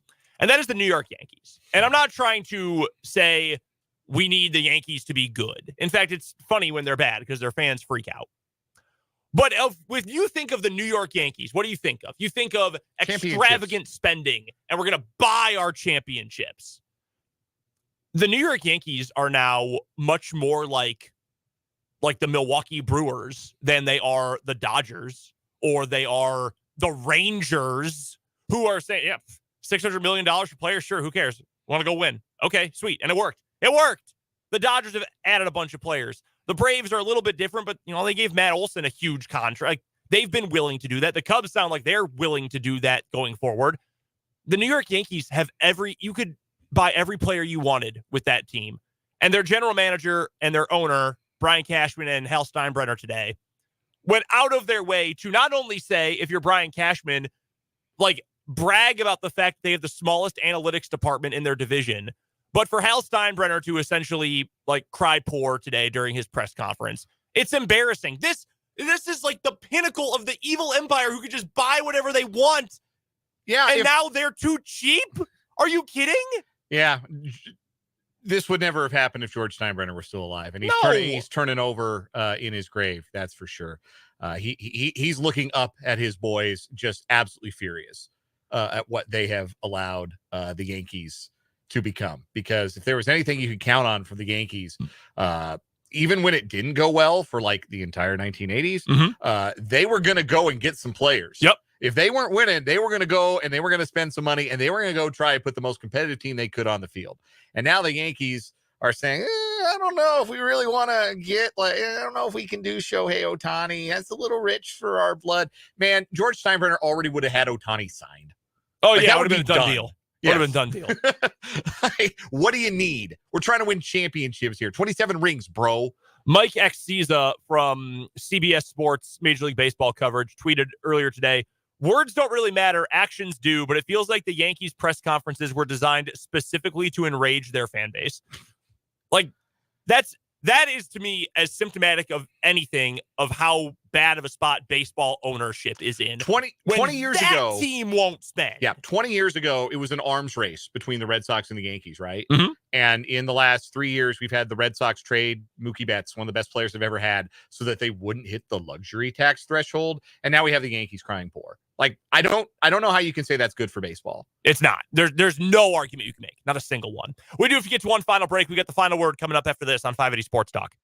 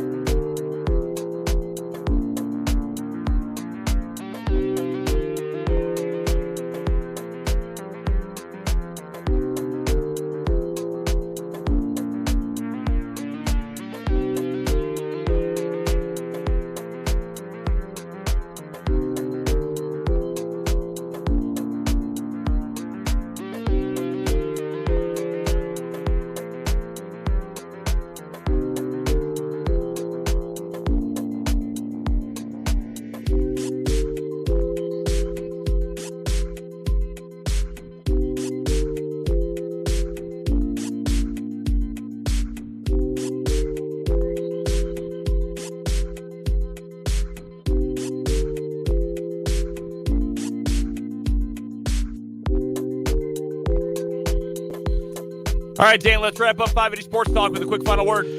K-State men's basketball's got a long way to go. No question about it. They were very exposed, as Jerome Tang put it, in their opening night 13-point loss to USC. But it's good for the program that they played an outstanding team like USC right off the rip. They're going to learn what things that they need to improve. They're not going to need to improve their effort or their energy. Those things, absolutely acceptable. They've got to make better shots. They've got to take better shots. They'll get there. They've got some veterans. They're going to get to a good space. And real quick about K-State women's basketball. Won their opener yesterday. Welcome back, Ayoka Lee. Yeah, great to have her back. My final word on the KU men winning yesterday.